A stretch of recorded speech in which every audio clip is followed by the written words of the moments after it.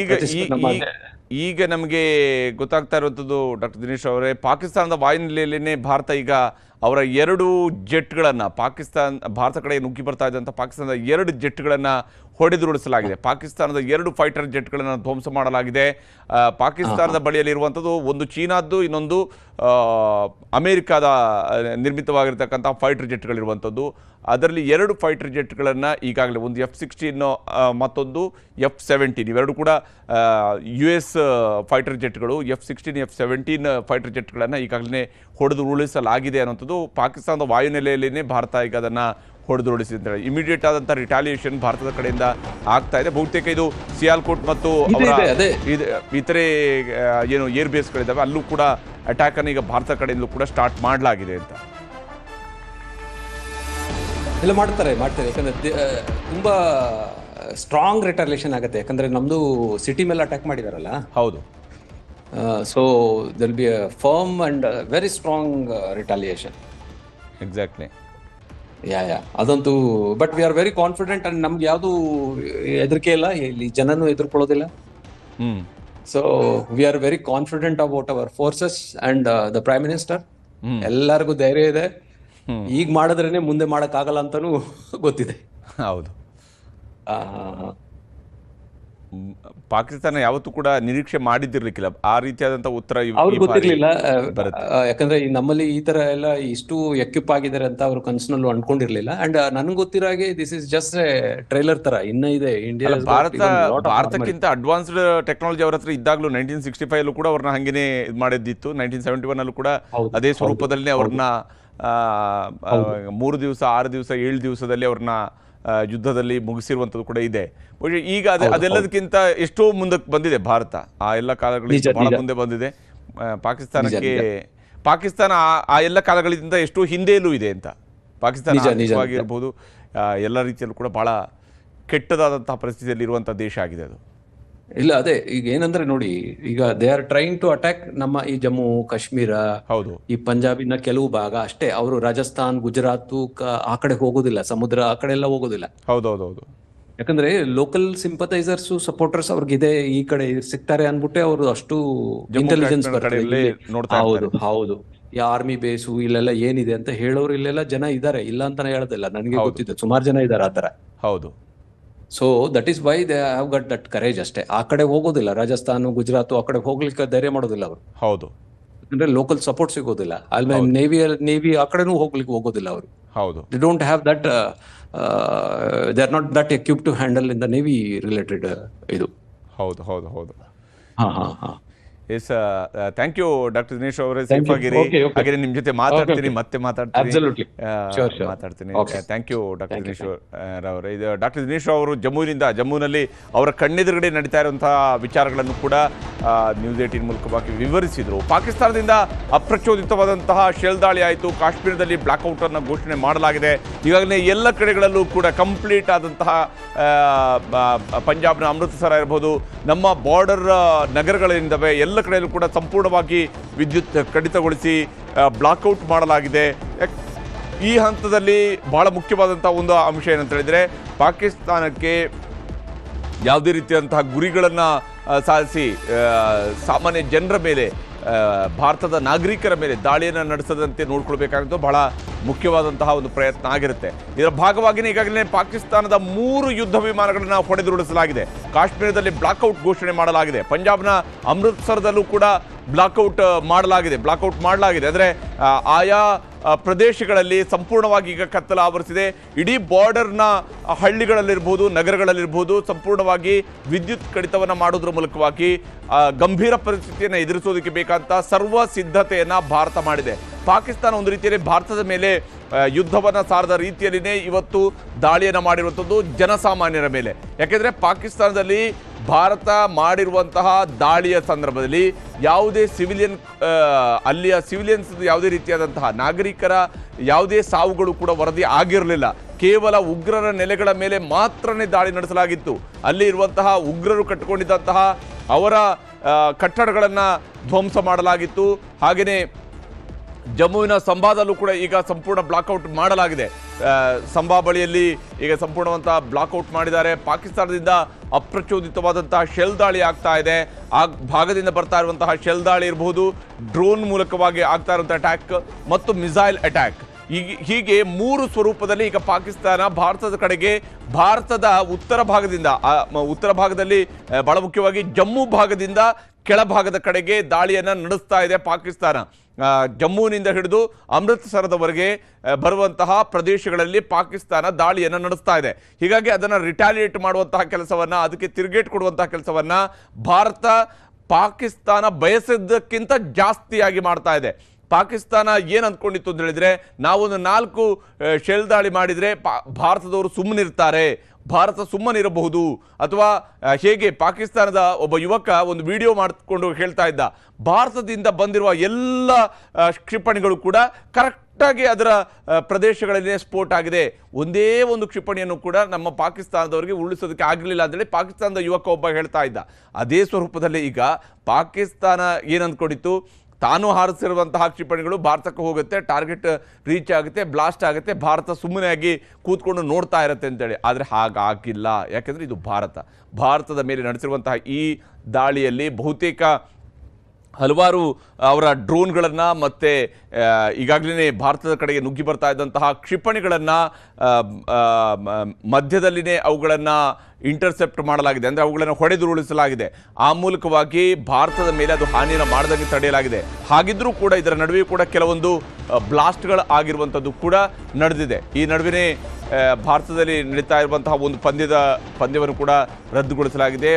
ದೆಹಲಿ ಮತ್ತು ಪಂಜಾಬ್ ನಡುವೆ ನಡೀತಾ ಇದ್ದಂತಹ IPL ಪಂದ್ಯವನ್ನು ರದ್ದುಗೊಳಿಸಲಾಗಿದೆ. ಧರ್ಮಶಾಲದಲ್ಲಿ ನಡೀತಿದ್ದಂತಹ IPL ಮ್ಯಾಚನ್ನು ರದ್ದುಗೊಳಿಸಲಾಗಿದೆ. ಪಂಜಾಬ್ ಮತ್ತು ದೆಹಲಿ ಮಧ್ಯೆ ಪಂದ್ಯ ನಡೀತಾ ಇತ್ತು, ಅದನ್ನು ರದ್ದುಗೊಳಿಸಲಾಗಿದೆ. ಯಾಕೆಂದರೆ ಭಾರತದ ಉತ್ತರ ಭಾಗದಲ್ಲಿ ಈ ರೀತಿಯಾದಂತಹ ದಾಳಿಗಳು ಆಗ್ತಾ ಇರೋದ್ರಿಂದಾಗಿ ಅವರು ಪಾಕಿಸ್ತಾನಕ್ಕೆ ಯಾವುದೇ ರೀತಿಯಿಂದ ಗೊತ್ತು ಗುರಿ ಇಲ್ಲದಿರ್ತಕ್ಕಂಥ ಒಂದು ಅನಾಗರಿಕ ದೇಶವಾಗಿ ಪಾಕಿಸ್ತಾನ ವರ್ತಿಸ್ತಾ ಇದೆ. ಅದರ ಅನಾಗರಿಕತೆ ಈಗ ಆಲ್ರೆಡಿ ಜಗಜ್ಜಾಹೀರ್ ಆಗಿತ್ತು, ಈಗ ಮತ್ತಷ್ಟು ಅದು ಎಕ್ಸ್ಪೋಸ್ ಆಗ್ತಾ ಇದೆ. ಈ ದಾಳಿ ಏನು ಮಾಡ್ತಿದೆ ಅಂತ ಹೇಳಿದ್ರೆ, ಪಾಕಿಸ್ತಾನವನ್ನು ಕಂಪ್ಲೀಟ್ ಆಗಿ ನಗ್ನ ಮಾಡ್ತಾ ಇದೆ, ಪಾಕಿಸ್ತಾನದ ಅನಾಗರಿಕತೆಯನ್ನು ತೋರಿಸ್ತಾ ಇದೆ. ಪಾಕಿಸ್ತಾನ ತನ್ನ ಅನಾಗರಿಕತೆಯನ್ನು ಪ್ರದರ್ಶಿಸ್ತಾ ಇದೆ ಜಗತ್ತಿನ ಮುಂದೆ.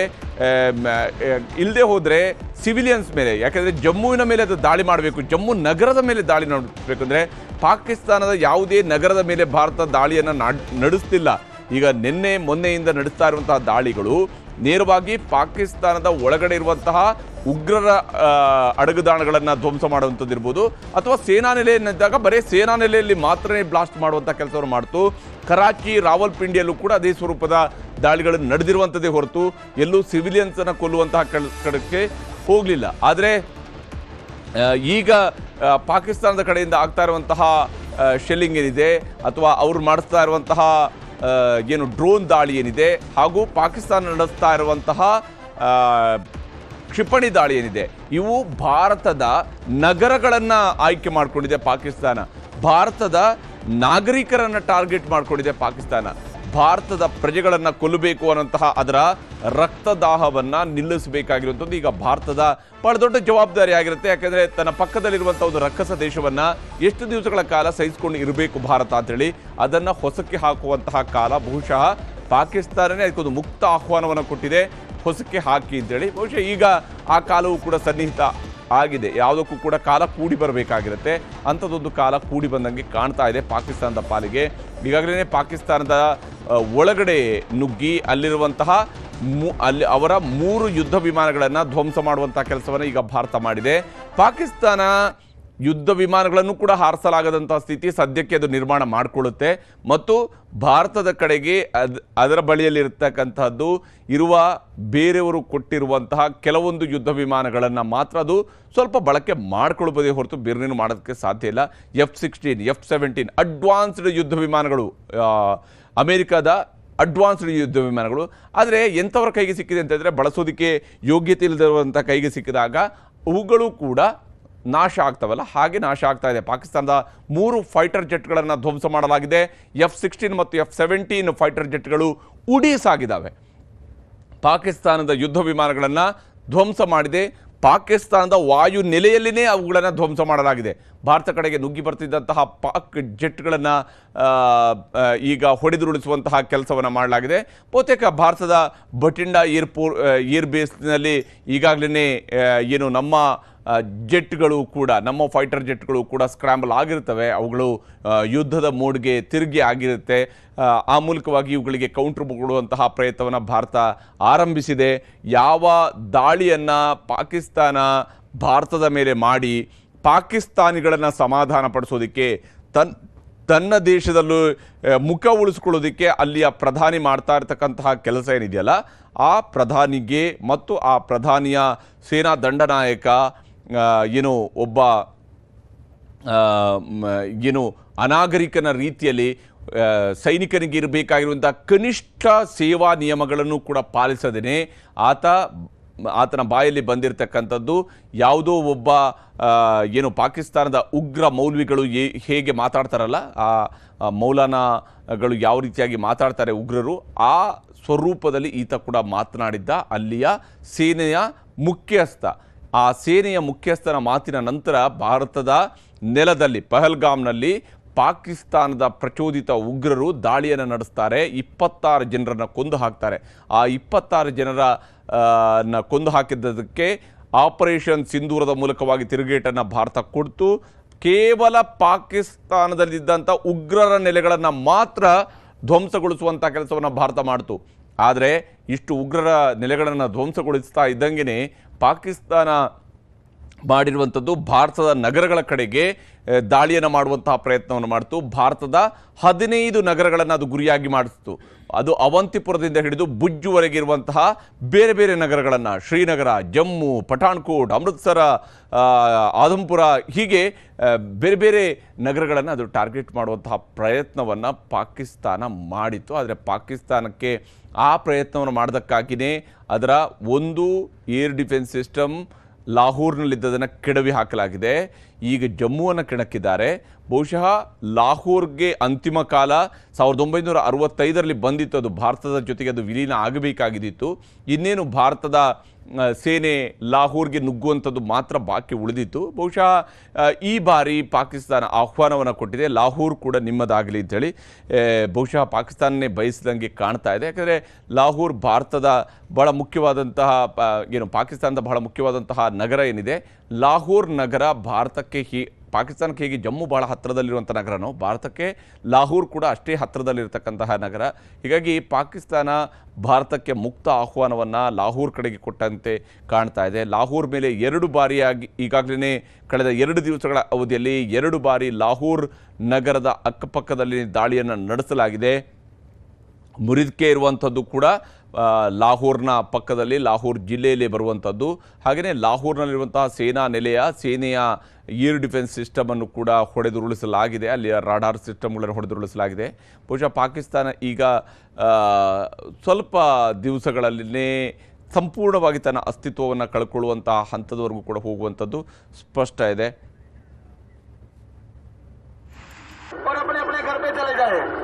सब लोग अपनी दुकानों की, अपने घरों की, अपनी गाड़ियों की लाइटें बंद कर दे और अपने अपने घर पे चले जाए. मेरे में आएगी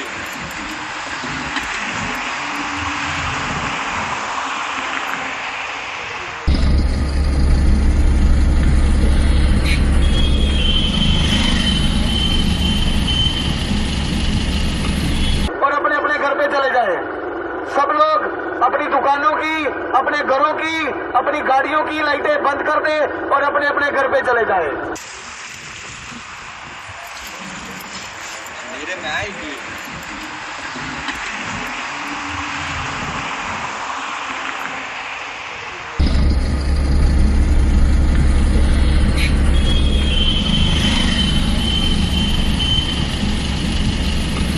और अपने अपने घर पे चले जाए. सब लोग अपनी दुकानों की, अपने घरों की, अपनी गाड़ियों की लाइटें बंद कर दे और अपने अपने घर पे चले जाए. मेरे में आएगी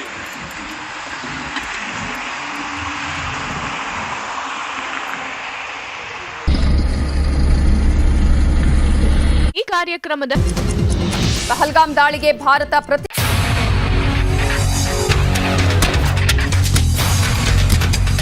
ಇದು ನ್ಯೂಸ್ 18 ಕನ್ನಡ. ರಾಜ್ಯದ ಮನೆಗಳಲ್ಲಿ ನಿಮ್ಮ ನ್ಯೂಸ್ 18 ಕನ್ನಡ. ವಿಶ್ವಾಸಾರ್ಹ ಸುದ್ದಿ, ವಸ್ತುನಿಷ್ಠ ವರದಿಗಾರಿಕೆ, ನಿಖರ ವಿಶ್ಲೇಷಣೆ, ಹಳ್ಳಿ ಪಟ್ಟಣ ನಗರಗಳ ಜನರ ಸಮಸ್ಯೆಗಳಿಗೆ ಗಟ್ಟಿ ಧ್ವನಿ. ಇದೇ ಕಾರಣಕ್ಕೆ ನೀವು ನಮ್ಮನ್ನ ಆರಿಸಿರೋದು ನ್ಯೂಸ್ ಚಾನೆಲ್ಗಳ ಹೊಸ ಲೀಡರ್. ದೇಶದ ನಂಬರ್ 1 ನ್ಯೂಸ್ ನೆಟ್ವರ್ಕ್, ಕನ್ನಡಿಗರ ನಂಬಿಕೆಯ ನ್ಯೂಸ್ ಚಾನೆಲ್.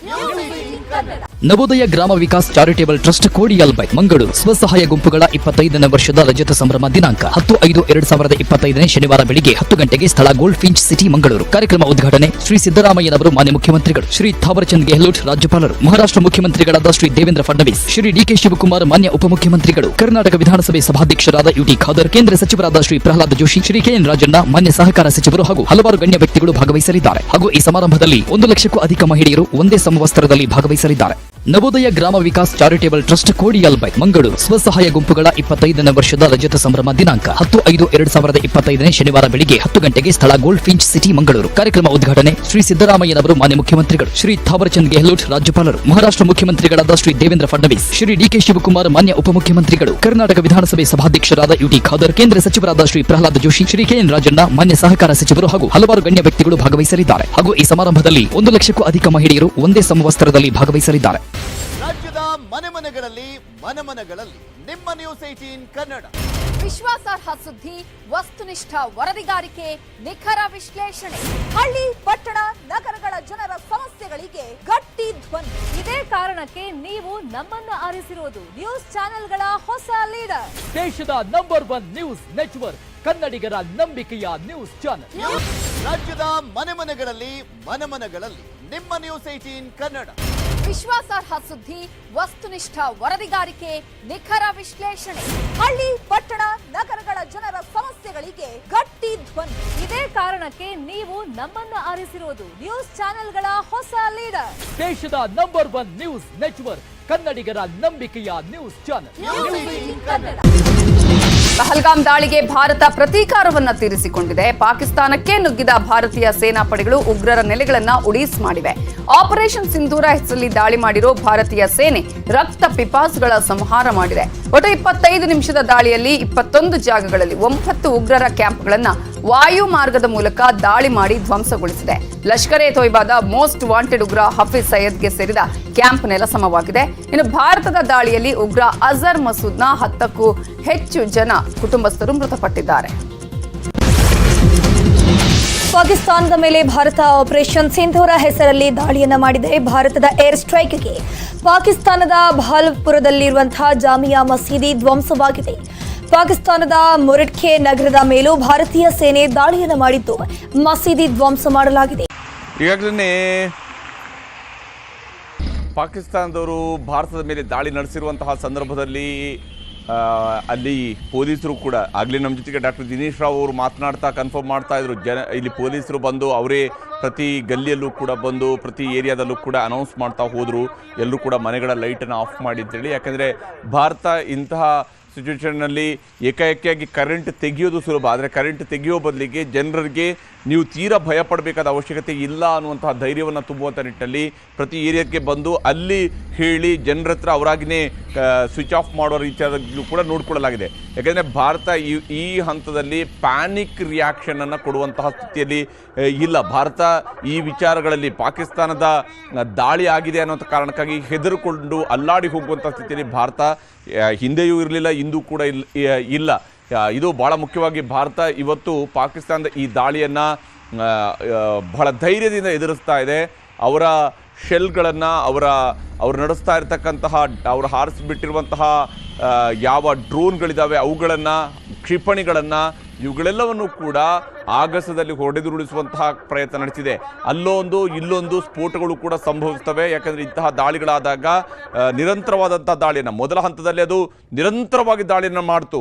ಅದು ಹೇಗಿತ್ತು ಅಂದರೆ ಅದು ಸಹಜವಾಗಿ ಒಂದು ಸರ್ಪ್ರೈಸ್ ಎಲಿಮೆಂಟ್ ಇದ್ದೇ ಇರುತ್ತೆ. ಯಾಕಂದರೆ ಇದ್ದಕ್ಕಿದ್ದಂಗೆ ಈ ರೀತಿಯಾದಂತಹ ದಾಳಿ ಆದಾಗ ನಡೆಯುವಂತಹ ಸಹಜವಾದಂತಹ ಸ್ವರೂಪ. ಇದು ಯಾವಾಗ ಆರಂಭ ಆಯಿತು ಇಮಿಡಿಯೇಟ್ ಆಗಿ ಭಾರತದಿಂದ ಅದಕ್ಕೆ ರಿಟಾಲಿಯೇಷನ್ ಸ್ಟಾರ್ಟ್ ಆಗಿದೆ. ಜಮ್ಮು ಕಾಶ್ಮೀರದಲ್ಲಿ ಪೂಂಚ್ನಲ್ಲಿ ದಾಳಿಯನ್ನು ನಡೆಸಿದ್ದಾರೆ. ತಂಗ್ದಾರ್, ಜಮ್ಮು ಕಾಶ್ಮೀರದ ತಂಗ್ದಾರ್ ಸೆಕ್ಟರ್ನಲ್ಲೂ ಕೂಡ ದಾಳಿ ನಡೆಸಿದ್ದಾರೆ. ಪಂಜಾಬ್ನ ಅಮೃತಸರದಲ್ಲಿ ದಾಳಿಯನ್ನು ನಡೆಸಲಾಗಿದೆ. ಹೀಗೆ ಭಾರತದ ಬಾರ್ಡರ್ನಲ್ಲಿ ಬಹಳಷ್ಟು ಕಡೆಗಳಲ್ಲಿ ಈಗಾಗಲೇ ಪಾಕಿಸ್ತಾನ ನಡೆಸಿರುವಂತಹ ದಾಳಿ, ಈ ದಾಳಿಗೆ ಪ್ರತ್ಯುತ್ತರವನ್ನು ಭಾರತ ಕೊಡ್ತಾ ಇದೆ. ಜಮ್ಮು ಕಾಶ್ಮೀರದಾದ್ಯಂತ ಈಗಾಗಲೇ ಸೈರನ್ಗಳನ್ನು ಮೊಳಗಿಸಿ ಸಂಪೂರ್ಣವಾಗಿ ಬ್ಲಾಕ್ಔಟ್ ಮಾಡಲಾಗಿದೆ. ಅಷ್ಟೇ ಅಲ್ಲದೆ ರಾಜಸ್ಥಾನದ ಜೈಸಲ್ಮೇರ್ವರೆಗೂ ಕೂಡ ಬ್ಲಾಕ್ಔಟ್ ಮಾಡಲಾಗಿದೆ. ಅಂದರೆ ಪಾಕಿಸ್ತಾನ ಯಾವ್ಯಾವ ಭಾಗಗಳಲ್ಲಿ ದಾಳಿ ಮಾಡಬಹುದು ಅನ್ನೋಂಥದ್ದನ್ನು ಅಂದಾಜು ಮಾಡಿಕೊಂಡಿದೆ ಭಾರತ. ಮತ್ತು ಆ ಪ್ರದೇಶಗಳಲ್ಲಿ ಏನು ಪಾಕಿಸ್ತಾನ ದಾಳಿ ನಡೆಸ್ತಾ ಇದೆಯೋ ಅವುಗಳನ್ನು ರಿಟಾಲಿಯೇಟ್ ಮಾಡುವಂಥದ್ದು, ಅದಕ್ಕೆ ತಿರುಗೇಟು ಕೊಡುವಂತಹ ಕೆಲಸವನ್ನು ಈಗಾಗಲೇ ಕೆಲಸವನ್ನು ಭಾರತದ ಸೇನೆ ಮಾಡ್ತಾ ಇದೆ. ಪಾಕಿಸ್ತಾನದ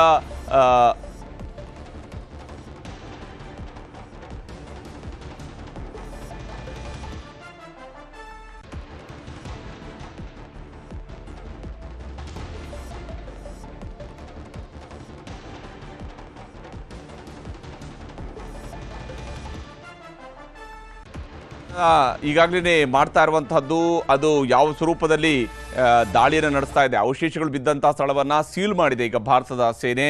ಅಷ್ಟೇ ಭಾರತದ ಪ್ರತ್ಯುತ್ತರಕ್ಕೆ ಪಾಕಿಸ್ತಾನಿಗಳು ತಂಡ ಹೊಡೆದಿರುವಂಥದ್ದು, ಪಾಕಿಸ್ತಾನದ ಕಡೆಯಿಂದ ಬಂದಿರುವಂತಹ ಹಾರಿ ಬರ್ತಾ ಇರುವಂತಹ ಡ್ರೋನ್ಗಳನ್ನು ಹೊಡೆದುರುಳಿಸುವಂತಹ ಕೆಲಸವನ್ನು ಭಾರತ ಮಾಡ್ತಾ ಇದೆ. ಕ್ಷಿಪಣಿಗಳನ್ನು ಹೊಡೆದುರುಳಿಸುತ್ತಿದೆ. ಹಾಗೆಯೇ ಅವಶೇಷಗಳು ಬಿದ್ದಂತಹ ಸ್ಥಳವನ್ನು ಈಗಾಗಲೇ ಭಾರತೀಯ ಸೇನೆ ಸೀಲ್ ಮಾಡಿದೆ. ಅಂದರೆ ಯಾವ ಅಸ್ತ್ರಗಳನ್ನು ಅವರು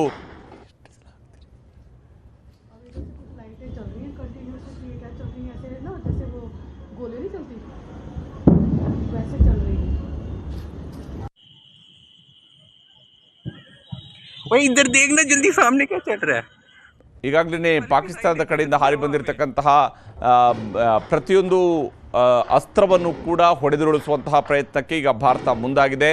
ಏನು ಅವರು ನಡೆಸ್ತಾ ಇರುವಂಥದ್ದು ಅಪ್ರಚೋದಿತವಂತಹ ಶೆಲ್ ದಾಳಿಯನ್ನು ಮಾಡ್ತಾ ಇದ್ದಾರೆ. ಪಾಕಿಸ್ತಾನದ ಕಡೆಯಿಂದ ಆಗ್ತಾ ಇರುವಂಥದ್ದು ಶೆಲ್ ದಾಳಿಯೂ ಕೂಡ ಆಗ್ತಾ ಇದೆ. ಹೀಗಾಗಿ ಬಹುತೇಕ ನಾಗರಿಕರನ್ನು ಅವರು ಟಾರ್ಗೆಟ್ ಮಾಡ್ತಾರೆ ಅಂತ ಸ್ಪಷ್ಟ ಇದೆ. ಅಂದರೆ ಪಾಕಿಸ್ತಾನ ಪ್ರಕಾರ ಯಾರಿಗೆ ಬೇಕಿದ್ರೂ ಕೂಡ ಗುಂಡು ಹೊಡಿಬೋದು ಅಂತ, ಅದಕ್ಕೆ ಯಾವುದೇ ನೀತಿ ನಿಯಮ ಇವ್ಯಾವು ಕೂಡ ಇಲ್ಲ ಪಾಕಿಸ್ತಾನಕ್ಕೆ. ಯಾಕೆಂದರೆ ಅನಾಗರಿಕವಾಗಿ ವರ್ತಿಸುವಂಥದ್ದು ಮಾತ್ರ ಪಾಕಿಸ್ತಾನಕ್ಕೆ ಇರುವಂತಹ ಅದರ ಟ್ರೇಡ್ ಮಾರ್ಕ್ ಇರುವಂಥದ್ದೇ ಅದರ ಅನಾಗರಿಕತೆ. ಹೀಗಾಗಿ ಅನಾಗರಿಕವಾಗಿಯೇ ಅದು ವರ್ತಿಸ್ತಾ ಇದೆ. ತನ್ನ ಟ್ರೇಡ್ ಮಾರ್ಕ್ಗೆ ಹಾಳಾಗದ ರೀತಿಯಲ್ಲೇ ಪಾಕಿಸ್ತಾನ ವರ್ತಿಸ್ತಾ ಇರುವಂಥದ್ದು ಸ್ಪಷ್ಟ ಇದೆ. ಭಾರತದ ಪ್ರತ್ಯುತ್ತರಕ್ಕೆ ಈಗಾಗಲೇ ಪಾಕಿಸ್ತಾನಗಳು ತಂಡ ಹೊಡೆದಿದ್ದಾರೆ. ಯಾವ ಸ್ವರೂಪದಲ್ಲಿ ಅವರಿಗೆ ಏಟು ಬೀಳ್ತಾ ಇದೆ ಅಂತ ಹೇಳಿದರೆ ಪಾಕಿಸ್ತಾನ ಮುಟ್ಟಿ ನೋಡಿಕೊಳ್ಳುವಂತಹ ಉತ್ತರವನ್ನು ಈಗ ಭಾರತ ಕೊಡೋದಕ್ಕೆ ಶುರು ಮಾಡಿದೆ ಆಲ್ರೆಡಿ. ಇನ್ನೇನು ಸ್ವಲ್ಪ ಹೊತ್ತಿನಲ್ಲಿ ಇದರ ಬಗೆಗಿನ ಸಂಪೂರ್ಣ ಅಪ್ಡೇಟ್ಸ್ ಕೂಡ ಸಿಗ್ತಾ ಹೋಗುತ್ತೆ. ಈಗಾಗಲೇ 3 ಯುದ್ಧ ವಿಮಾನಗಳನ್ನು, ಪಾಕಿಸ್ತಾನದ 3 ಯುದ್ಧ ವಿಮಾನಗಳನ್ನು ಹೊಡೆದುರುಳಿಸಲಾಗಿದೆ. ಅವರದೇ ವಾಯುನೆಲೆಯ ಸಮೀಪದಲ್ಲಿನೇ ಅವುಗಳನ್ನು ಹೊಡೆದುರುಳಿಸಲಾಗಿದೆ. ಯಾವಾಗ ಪಾಕಿಸ್ತಾನದ ಏರ್ ಬೇಸ್ಗಳಲ್ಲಿ ಯುದ್ಧ ವಿಮಾನಗಳು ಸ್ಕ್ರಾಂಬಲ್ ಆಗ್ತವೋ, ಅದರಲ್ಲಿ ಪೈಲಟ್ ಹತ್ತಿ ಕುಳಿತು ಅದನ್ನು ಆನ್ ಮಾಡ್ತಾನೋ ಆ ಕ್ಷಣದಲ್ಲಿನೇ ಅವುಗಳ ಬಗೆಗಿನ ಮಾಹಿತಿಯನ್ನು ಭಾರತ ಮಾನಿಟರ್ ಮಾಡೋದಕ್ಕೆ ಶುರು ಮಾಡಿದೆ. ಮತ್ತು ಅಲ್ಲಿ ಸ್ಕ್ರಾಂಬಲ್ ಆಗುವಂತಹ ಪ್ರತಿ ಯುದ್ಧ ವಿಮಾನದ ಮೇಲೂ ಕೂಡ ಟಾರ್ಗೆಟ್ ಮಾಡುವಂತಹ ಕೆಲಸವನ್ನು ಈಗ ಭಾರತ ಮಾಡುತ್ತೆ. ಪಾಕಿಸ್ತಾನ ಊಹಿಸಿಕೊಳ್ಳಲಾರದ ರೀತಿಯಾದಂತಹ, ಅವರ ಕಲ್ಪನೆಗೂ ಮೀರಿದ ರೀತಿಯಾದಂತಹ ಯುದ್ಧದ ಆಹ್ವಾನವನ್ನು ಪಾಕಿಸ್ತಾನ ಏನು ಭಾರತಕ್ಕೆ ಕೊಟ್ಟಿದೆ, ಅದಕ್ಕೆ ಅದರ ಕಲ್ಪನೆಗೂ ಮೀರಿದಂತಹ ಉತ್ತರವನ್ನು ಕೊಡುವ ಕೆಲಸವನ್ನು ಈಗ ಭಾರತ ಮಾಡ್ತಾ ಇದೆ. ಜಮ್ಮು ಕಾಶ್ಮೀರದಾದ್ಯಂತ ಸೈರನ್ ಮೊಳಗ್ತಾ ಇದೆ. ಸೈರನ್ನ ಮೂಲಕವಾಗಿ ಅಲರ್ಟ್ ಕೊಡಲಾಗಿದೆ. ಪಾಕಿಸ್ತಾನದ ದಾಳಿಯ ಹಿನ್ನೆಲೆಯಲ್ಲಿ ಈಗ ಭಾರತದ ಉತ್ತರದಿಂದ ಪಶ್ಚಿಮದ ಗಡಿಯವರೆಗೂ ಕೂಡ ಇರುವಂತಹ ಗಡಿ ಪ್ರದೇಶಗಳಿದ್ದಾವೆ. LOC ಮತ್ತು ಅಂತಾರಾಷ್ಟ್ರೀಯ ಗಡಿ ಏನಿರುತ್ತೆ ಭಾರತ ಮತ್ತು ಪಾಕಿಸ್ತಾನದ ನಡುವಿನ, ಈ ಅಂತಾರಾಷ್ಟ್ರೀಯ ಗಡಿ ಪ್ರದೇಶದಲ್ಲಿ ಮತ್ತು LOCಯಲ್ಲಿ ಎಲ್ಲ ಕಡೆಯಲ್ಲೂ ಕೂಡ ಈಗ ಸದ್ಯಕ್ಕೆ ಭಾರತ ಹೈ ಅಲರ್ಟ್ನಲ್ಲಿದೆ.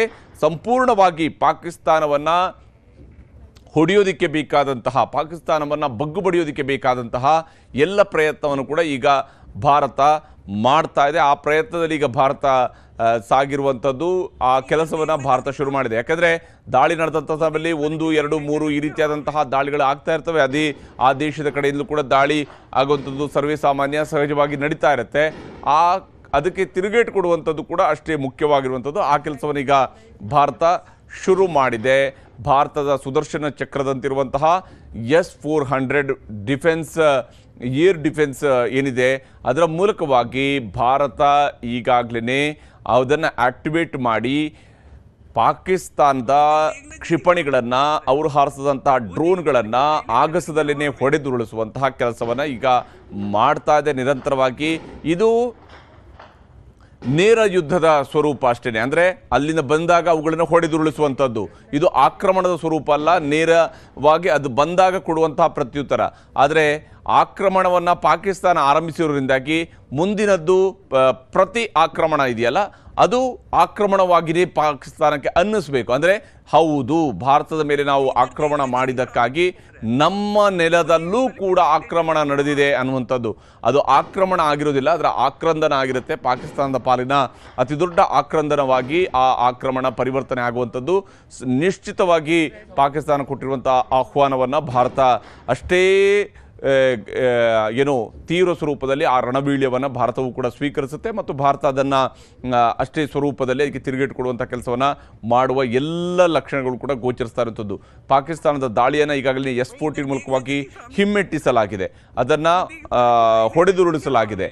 ಹಾಗೆಯೇ ಪಾಕಿಸ್ತಾನ ನಡೆಸ್ತಾ ಇರುವಂತಹ ದಾಳಿಯ ಪ್ರತಿಯೊಂದು ಹಂತದಲ್ಲೂ ಕೂಡ, ಪ್ರತಿ ಸ್ಥಳದಲ್ಲೂ ಕೂಡ ಪಾಕಿಸ್ತಾನಕ್ಕೆ ಈಗ ತಿರುಗೇಟು ಕೊಡುವಂತಹ ಕೆಲಸವನ್ನು ಮಾಡಲಾಗ್ತಾ ಇದೆ. ರಾಜನಾಥ್ ಸಿಂಗ್ ಅವರನ್ನ ಇದೇ ಸಂದರ್ಭದಲ್ಲಿ ಸೇನಾ ಮುಖ್ಯಸ್ಥರು ಕೂಡ ಭೇಟಿಯಾಗಿದ್ದಾರೆ, ಅವ್ರ ಜೊತೆಗೆ ಮಾತನಾಡ್ತಾ ಇದ್ದಾರೆ. ಏನೇನು ನಡೀತಾ ಇದೆ ಅನ್ನೋಂಥದ್ದನ್ನು ಕೂಡ ವಿವರಿಸಿದ್ದಾರೆ. ಬಹುಶಃ ಭಾರತ ಇವಾಗ ಭಾರತದ ಕಡೆಯಿಂದ ಯಾವ ಸ್ವರೂಪದ ಉತ್ತರ ಸಿಗುತ್ತೆ ಅನ್ನುವಂಥದ್ದು ಬಹಳ ಮುಖ್ಯವಾಗಿರುವಂಥದ್ದು.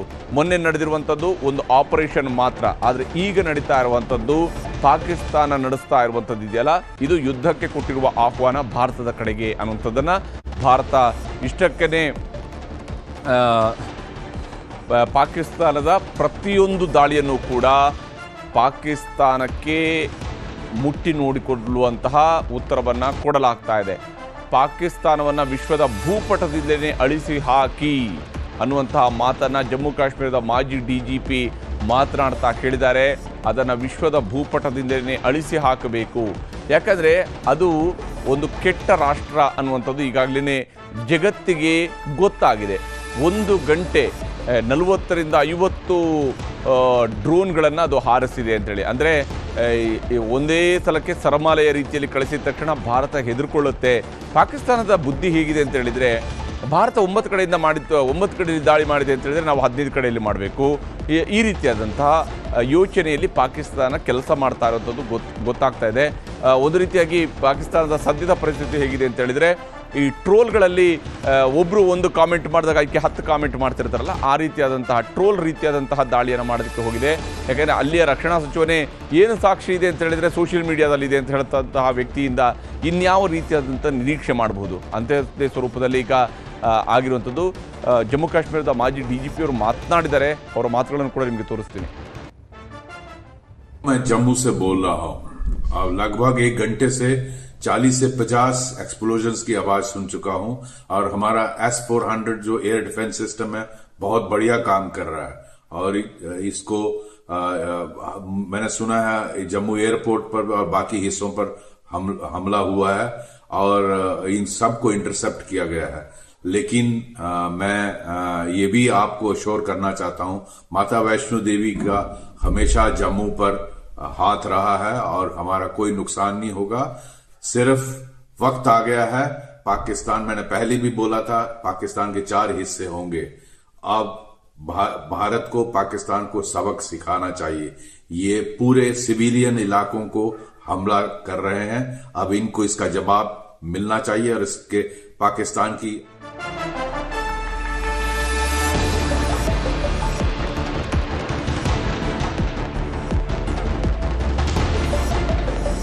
ರಕ್ಷಣಾ ಸಚಿವರ ಜೊತೆಗೆ 3 ಸೇನೆಗಳ ಮುಖ್ಯಸ್ಥರು ಇವತ್ತು ರಕ್ಷಣಾ ಸಚಿವರ ಭೇಟಿ ಆಗಿದ್ದಾರೆ. ಯಾಕಂದರೆ 3 ಸೇನೆಯ ಮುಖ್ಯಸ್ಥರು ಕೂಡ ಈಗ ಪಾಕಿಸ್ತಾನದಿಂದ ನಡೆದಿರುವಂತಹ ಈ ದಾಳಿಯ ಬೆನ್ನಲ್ಲೇ ಅತ್ಯಂತ ಮಹತ್ವದ ಸಭೆ ನಡೀತಾ ಇದೆ. ರಾಜನಾಥ್ ಸಿಂಗ್ ಅವರನ್ನ ಭೇಟಿಯಾಗಿದ್ದಾರೆ. ಭಾರತದ 3 ಸೇನೆಗಳ ಮುಖ್ಯಸ್ಥರು ರಕ್ಷಣಾ ಸಚಿವರನ್ನ ಭೇಟಿಯಾಗಿ ಅವರ ಜೊತೆಗೆ ಮಾತುಕತೆಯನ್ನು ನಡೆಸ್ತಾ ಇದ್ದಾರೆ. ಮುಂದಿನ ಕ್ರಮಗಳು ಹೇಗಿರಬೇಕು, ಯಾಕೆಂದರೆ ಇದು ಬಹುಶಃ ಕಾರ್ಯಕ್ರಮದ ಈಗ ಉದ್ಘಾಟನೆ ಮಾಡುವಂತಹ ಕೆಲಸವನ್ನು ಪಾಕಿಸ್ತಾನ ಮಾಡಿದ್ರಿಂದಾಗಿ ಅದಕ್ಕೆ ಮಂಗಳ ಹಾಡುವಂತಹ ಕೆಲಸವನ್ನು ಭಾರತ ಮಾಡಬೇಕಾಗಿರುತ್ತೆ. ಈ ಕೆಲಸಕ್ಕೆ ಈಗ ಭಾರತ ಮುಂದಾಗ್ತಾ ಇರುತ್ತದೆ. ಪಾಕ್ನಿಂದ ದಾಳಿ ಯತ್ನ ನಡೆದಿರುವಂತಹ ಕಾರಣಕ್ಕಾಗಿ ರಾಜನಾಥ್ ಸಿಂಗ್ ಅವರನ್ನ ಭೇಟಿಯಾಗಿ ಸೇನಾ ಮುಖ್ಯಸ್ಥರು ಮಾತನಾಡ್ತಾ ಇದ್ದಾರೆ. ಆಗಲೇ ಏನು ಜಮ್ಮು ಕಾಶ್ಮೀರದ ಮಾಜಿ ನಿವೃತ್ತ DGP ಹೇಳ್ತಾ ಇದ್ದಂತಹ ಮಾತುಗಳನ್ನು ನಾವು ಕೇಳಿಸ್ತೀವಿ. ಸುಮಾರು 1 ಗಂಟೆಗಳ ಕಾಲ 40ರಿಂದ 50 ಎಕ್ಸ್ಪ್ಲೋಷನ್ಸ್ಗಳು, ಸ್ಫೋಟಗಳು ಅಲ್ಲಿ ಸಂಭವಿಸ್ತವೆ. ಸಿಯಾಲ್ಕೋಟ್ ಮೇಲೆ ಈಗ ಭಾರತ ದಾಳಿಯನ್ನು ನಡೆಸಿದೆ. ಸಿಯಾಲ್ಕೋಟ್ ಭಾರತದ ಪಕ್ಕದಲ್ಲೇ ಇರತಕ್ಕಂತಹ ನಗರ. ಸಿಯಾಲ್ಕೋಟ್ ಮೇಲೆ ಈಗ ದಾಳಿ ಆಗಿದೆ. ಭಾರತದಿಂದ ಕೌಂಟರ್ ಅಟ್ಯಾಕ್ ಶುರುವಾಗಿದೆ. ಸಿಯಾಲ್ಕೋಟನ್ನು ಉಳಿಸ್ಕೊಳ್ಳೋದಕ್ಕೆ ಸಾಧ್ಯ ಆಗುತ್ತಾ ಪಾಕಿಸ್ತಾನಕ್ಕೆ ಅಂತ ನೋಡಬೇಕು. ಭಾರತದ ಜಮ್ಮುವಿನ ಮೇಲೆ ನಡೆದಂತಹ ದಾಳಿಯನ್ನು ಅಲ್ಲೇ ಕೌಂಟರ್ ಮಾಡಿರುವಂತಹ ಭಾರತ, ಮತ್ತೊಂದು ಕಡೆ ಭಾರತ ಈಗ ಕೌಂಟರ್ ಅಟ್ಯಾಕನ್ನು ಮಾಡಿದೆ. ಸಿಯಾಲ್ಕೋಟ್ ಮೇಲೆ ಈಗ ದಾಳಿಯನ್ನು ನಡೆಸಿರುವಂಥದ್ದು. ಸಿಯಾಲ್ಕೋಟನ್ನ ಮೇಲೆ ಭಾರತದ ದಾಳಿ ಶುರುವಾಗಿದೆ. ಪಾಕಿಸ್ತಾನದ ಯಾವ ಏರ್ ಬೇಸ್ನಿಂದ, ಯಾವ ಸೆಕ್ಟರ್ನಿಂದ ಪಾಕಿಸ್ತಾನ ದಾಳಿಯನ್ನು ಆರಂಭಿಸಿತು, ಯಾವ ಸಿಯಾಲ್ಕೋಟ್ನಿಂದ ಭಾರತದ ಜಮ್ಮುವಿನ ಕಡೆಗೆ ಪಾಕಿಸ್ತಾನ ದಾಳಿಯನ್ನು ಶುರು ಮಾಡ್ತೋ ಅದೇ ಈಗ ಮ್ಯಾಚ್ ಏನು ಧರ್ಮಶಾಲಾದಲ್ಲಿ ನಡೀತಾ ಇದ್ದಂತಹ ಪಂದ್ಯ ರದ್ದಾದ ನಂತರ ಅದನ್ನು ಹೊರಗೆ ಬಂದಿರುವಂತಹ ಕ್ರಿಕೆಟ್ ಪ್ರೇಮಿಗಳು ಭಾರತದ ಪರವಾದಂತಹ ಘೋಷಣೆಯನ್ನು ಕೂಗ್ತಾ ಇರುವಂತಹದ್ದು. ಯಾಕೆಂದರೆ ಕ್ರಿಕೆಟ್ ಪಂದ್ಯ ನೋಡೋದಕ್ಕೆ ಬಹಳಷ್ಟು ಟೈಮ್ ಇರುತ್ತೆ. ನಾವು ಆರಾಮಾಗಿ ಕ್ರಿಕೆಟ್ ಪಂದ್ಯಗಳನ್ನು ಎಂಜಾಯ್ ಮಾಡ್ಬೋದು. ನಾಳೆ ನಾಡಿದ್ರಿಂದ ಮತ್ತೆ ಕ್ರಿಕೆಟ್ ಪಂದ್ಯಗಳು ಯಥಾಪ್ರಕಾರವಾಗಿ ಮುಂದುವರಿತವೆ. ಆದರೆ ಭಾರತದ ಮೇಲೆ ನಡೆಸಿರುವಂತಹ ಈ ದಾಳಿಯ ಸಂದರ್ಭದಲ್ಲಿ ಉತ್ತರವನ್ನು ಕೊಡುವಂತಹ ಕಾರಣಕ್ಕಾಗಿ ಭಾರತ ಸೇನೆ ಕೊಟ್ಟಿರುವಂತಹ ಸೂಚನೆ ಮೇರೆಗೆ ಪಂದ್ಯಾವಳಿಯನ್ನು ರದ್ದು ಮಾಡಲಾಗಿದೆ.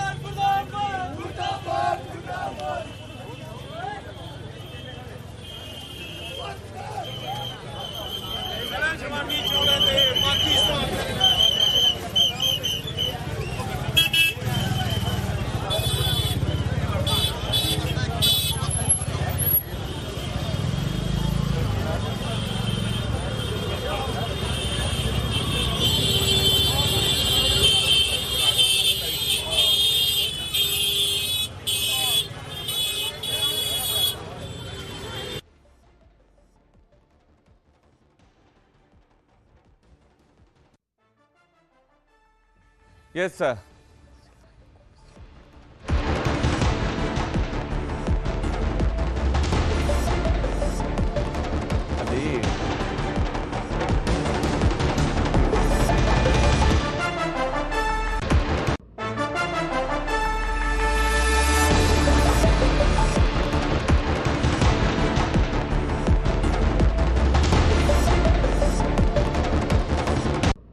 ಭಾರತ ಯಾವುದನ್ನ ಯಾವ ಸಂದರ್ಭದಲ್ಲಿ ಯಾವ ಕಡೆಗಳಲ್ಲಿ ಅಟ್ಯಾಕ್ ಮಾಡಬೇಕು ಅವುಗಳನ್ನು ಈಗ ಶುರು ಮಾಡಿದೆ. ಮತ್ತು ಭಾರತ ಪಾಕಿಸ್ತಾನಕ್ಕೆ ಮುಟ್ಟಿ ನೋಡಿಕೊಳ್ಳುವಂತಹ ಉತ್ತರವನ್ನು ಕೊಡುವಂತಹ ಸಮಯವೂ ಕೂಡ ಪಾಕಿಸ್ತಾನವೇ ಆಹ್ವಾನಿಸಿರುವುದರಿಂದಾಗಿ ಆ ಆಹ್ವಾನವನ್ನು ಅತ್ಯಂತ ಗಂಭೀರವಾಗಿ ಭಾರತವು ಕೂಡ ತೆಗೆದುಕೊಂಡಿದೆ. ಸಿಯಾಲ್ಕೋಟ್ ಮೇಲೆ ಈಗ ಭಾರತ ದಾಳಿಯನ್ನು ಶುರು ಮಾಡಿರುವಂಥದ್ದು. ಸಿಯಾಲ್ಕೋಟ್ ಮೇಲೆ ಈಗ ಭಾರತ ದಾಳಿಯನ್ನು ಆರಂಭಿಸಿದೆ. ಸಿಯಾಲ್ಕೋಟ್ ಮತ್ತು ಭಜ್ವಾ ಸೆಕ್ಟರ್ ಮೇಲೆ ಈಗ ಅಟ್ಯಾಕ್ ಆಗಿದೆ. ಸಿಯಾಲ್ಕೋಟ್ ಮತ್ತು ಭಜ್ವಾ ಸೆಕ್ಟರ್ ಮೇಲೆ ಈಗ ಅಟ್ಯಾಕ್ ಆರಂಭ ಆಗಿರುವಂಥದ್ದು.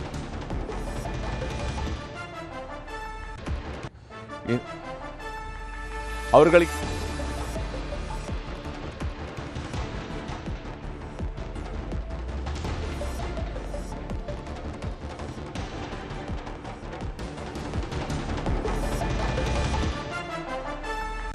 ಭಜ್ವಾ ಸೆಕ್ಟರ್ ಮೇಲೆ ಈಗ ಭಾರತ ಅಟ್ಯಾಕ್ ಅನ್ನು ಶುರು ಮಾಡಿರುವಂಥದ್ದು. ಈ ಮೂಲಕ ಪಾಕಿಸ್ತಾನಕ್ಕೆ ಆರ್ಟಿಲರಿ ಗನ್ಗಳ ಮೂಲಕ ಭಾರತೀಯ ಸೇನಾಪಡೆ ದಾಳಿಯನ್ನು ಶುರು ಮಾಡಿದೆ. ಭಾರತ ಮತ್ತು ಪಾಕಿಸ್ತಾನದಲ್ಲಿ ಯುದ್ಧ ಸಾಮಗ್ರಿಗಳನ್ನು ಗುರಿಯಾಗಿಸಿ ದಾಳಿಯನ್ನು ನಡೆಸಲಾಗಿದೆ. ಯಾಕಂದರೆ ಅವರು ಡ್ರೋನ್ಗಳನ್ನು ಒಮ್ಮೆಗೆ 50 ಡ್ರೋನ್ ಹಾರಿಸುವಂಥದ್ರ ಮೂಲಕವಾಗಿ ಪಾಕಿಸ್ತಾನ ತನ್ನ ಅಪ್ರಬುದ್ಧತೆಯನ್ನು ಆಲ್ರೆಡಿ ಪ್ರದರ್ಶನ ಮಾಡಿದೆ. ಜಾಗತಿಕ ಪ್ರದರ್ಶನಕ್ಕೆ ಇಟ್ಟಿರುವಂಥದ್ದು ಪಾಕಿಸ್ತಾನ ತನ್ನ ಅಪ್ರಬುದ್ಧತೆಯನ್ನು. ಆ ಅಪ್ರಬುದ್ಧತೆ ತೋರಿಸಿರುವಂತಹ ಪಾಕಿಸ್ತಾನದ ಬಳಿಯಲ್ಲಿ ಮಂಗನ ಕೈಯಲ್ಲಿ ಮಾಣಿಕೆ ಇದ್ದಂತೆ ಆ ದೇಶದ ಕೈಯಲ್ಲಿ ಯಾವುದೇ ಶಸ್ತ್ರಗಳು ಕೂಡ ಇರಬಾರ್ದು. ಹೀಗಾಗಿ ಅದರ ಶಸ್ತ್ರಾಗಾರಗಳನ್ನು ಈಗ ನಾಶಪಡಿಸುವಂತಹ ಕೆಲಸವನ್ನು ಭಾರತ ಆರಂಭಿಸಿದೆ. ಆರ್ಟಿಲರಿ ಗನ್ಗಳ ಮೂಲಕ ಭಾರತ ದಾಳಿಯನ್ನು ಶುರು ಮಾಡಿದೆ.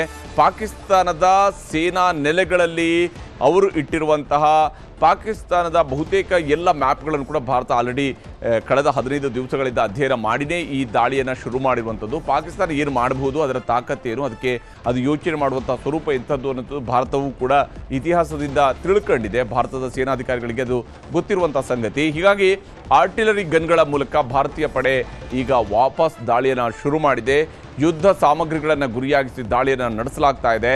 ಪಾಕಿಸ್ತಾನದ ರೀತಿಯಲ್ಲಿ ಅನಾಗರಿಕವಾಗಿ ವರ್ತಿಸುವಂಥದ್ದು ಭಾರತದ ಕ್ರಮ ಆಗಿರೋದಿಲ್ಲ. ಹೀಗಾಗಿ ಭಾರತ ಪಾಕಿಸ್ತಾನವನ್ನು ಹೇಗೆ ಯಾವ ಸ್ವರೂಪದಲ್ಲಿ ಅದನ್ನು ಹೊಡಿಬೇಕೋ ಅದೇ ಸ್ವರೂಪದಲ್ಲಿ ಈಗ ಹೊಡೆಯೋದಕ್ಕೆ ಶುರು ಮಾಡ್ತಾ ಇದೆ. ಸಿಯಾಲ್ಕೋಟ್ ಮೇಲೆ ಭಾರತ ಪ್ರತಿದಾಳಿಯನ್ನು ಆರಂಭಿಸಿದೆ. ಪಾಕಿಸ್ತಾನ ತನ್ನ ಒಂದೊಂದು ನೆಲೆಗಳನ್ನು ಕೂಡ ಕಳೆದುಕೊಳ್ಳಲೇಬೇಕಾದಂತಹ ಪರಿಸ್ಥಿತಿ ಈಗ ನಿರ್ಮಾಣ ಆಗುವಂಥದ್ದು. ಭಾರತದ ಕಡೆಯಿಂದ ಈಗ ದಾಳಿ ಶುರುವಾಗಿದೆ. ಪಾಕಿಸ್ತಾನ ಸಂಜೆ 7 ಗಂಟೆಗೆ ಕೊಟ್ಟಂಥ ಆಹ್ವಾನಕ್ಕೆ ಸರಿಯಾದಂತಹ ಸಮಯವನ್ನು ನೋಡಿ ಈಗ ಪ್ರತಿ ಉತ್ತರವನ್ನು ಕೊಡುವಂತಹ ಕೆಲಸವನ್ನು ಈಗ ಭಾರತ ಮಾಡಿದೆ. ಪಾಕಿಸ್ತಾನದ ಒಂದೊಂದೇ ಸೇನಾ ನೆಲೆಗಳನ್ನು ಈಗ ಟಾರ್ಗೆಟ್ ಮಾಡುವಂತಹ ಕೆಲಸವನ್ನು ಕೂಡ ಭಾರತದ ಕಡೆಯಿಂದ ಶುರು ಮಾಡಲಾಗಿದೆ. ಸಿಯಾಲ್ಕೋಟ್ ಮೇಲೆ ಈಗ ಭಾರತ ಪ್ರತಿದಾಳಿಯನ್ನು ಮಾಡ್ತಾ ಇದೆ. ಸಿಯಾಲ್ಕೋಟ್ ಭಾಗದಿಂದಲೇ ಭಾರತದ ಜಮ್ಮುವಿನ ಮೇಲೆ ಅವರು ಅಟ್ಯಾಕ್ ಮಾಡಿದ್ದಾರೆ. ಸಿಯಾಲ್ಕೋಟ್ ಭಾರತದ ಪಕ್ಕದಲ್ಲೇ ಇರತಕ್ಕಂತಹ ನಗರ, ಅದು ಸಿಯಾಲ್ಕೋಟ್ ನಗರ. ಹೀಗಾಗಿ ಸಿಯಾಲ್ಕೋಟ್ ಕಡೆಗೆ ಈಗ ಭಾರತ ನುಗ್ಗಿ ಹೊಡೆಯುವಂತಹ ಪ್ರಯತ್ನವನ್ನು ಶುರು ಮಾಡಿದೆ. ಸಿಯಾಲ್ಕೋಟ್ ಭಾಗದಲ್ಲಿ ಪಾಕಿಸ್ತಾನದ ಸಿಯಾಲ್ಕೋಟ್ ಭಾಗದಲ್ಲಿ ಈಗ ದಾಳಿ ಶುರುವಾಗಿದೆ. ಇದು ಬೇರೆ ಬೇರೆ ನಗರಗಳ ಕಡೆಗೆ, ಬೇರೆ ಬೇರೆ ಊರುಗಳ ಕಡೆಗೆ, ಬೇರೆ ಬೇರೆ ತಾಲೂಕು ಕೇಂದ್ರಗಳ ಕಡೆಗೂ ಕೂಡ ಅದು ಮುಂದುವರಿಬಹುದು. ಯಾಕೆಂದರೆ ಪಾಕಿಸ್ತಾನ ಎಲ್ಲೆಲ್ಲಿ ತನ್ನ ಸೇನಾ ನೆಲೆಗಳನ್ನು ಇಟ್ಕೊಂಡಿದೆಯೋ ಆ ಎಲ್ಲ ಸೇನಾ ನೆಲೆಗಳನ್ನು ಕೂಡ ಧ್ವಂಸ ಮಾಡ್ತಾ ಹೋಗಬೇಕಾಗಿರುತ್ತದೆ.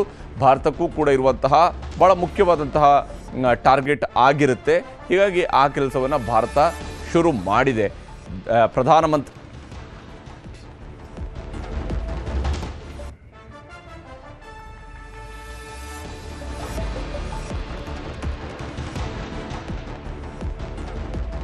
ಅವ್ರಿಗೆ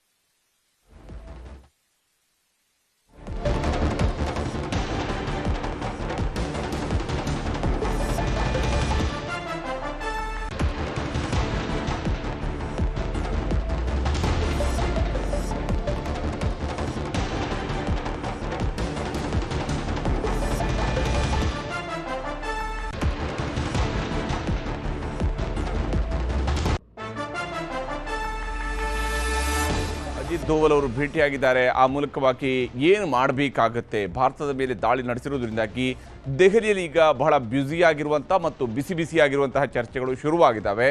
ಯಾವ ಸ್ವರೂಪದಲ್ಲಿ ಮುಂದಿನ ಕ್ರಮಗಳು ಆಗಬೇಕಾಗಿದೆ ಅಂತೇಳಿ ಭಾರತ ಸರ್ಕಾರ ಆಲ್ರೆಡಿ ಭಾರತದ 3 ರಕ್ಷಣಾ ಪಡೆಗಳಿಗೂ ಕೂಡ, ಸೇನಾಪಡೆಗಳಿಗೆ ಈಗಾಗಲೇ ಸೇನೆ, ವಾಯುಪಡೆ ಮತ್ತು ನೌಕಾದಳ ಈ 3ಕ್ಕೂ ಕೂಡ ಸಂಪೂರ್ಣವಾದಂಥ ಸ್ವಾತಂತ್ರ್ಯವನ್ನು, ಸಂಪೂರ್ಣವಾದಂಥ ಅಧಿಕಾರವನ್ನು ಕೊಟ್ಟಿದೆ ಉತ್ತರವನ್ನು ಕೊಡೋದಕ್ಕೆ ಬೇಕಾಗಿರುವಂಥ ವಿಚಾರದಲ್ಲಿ.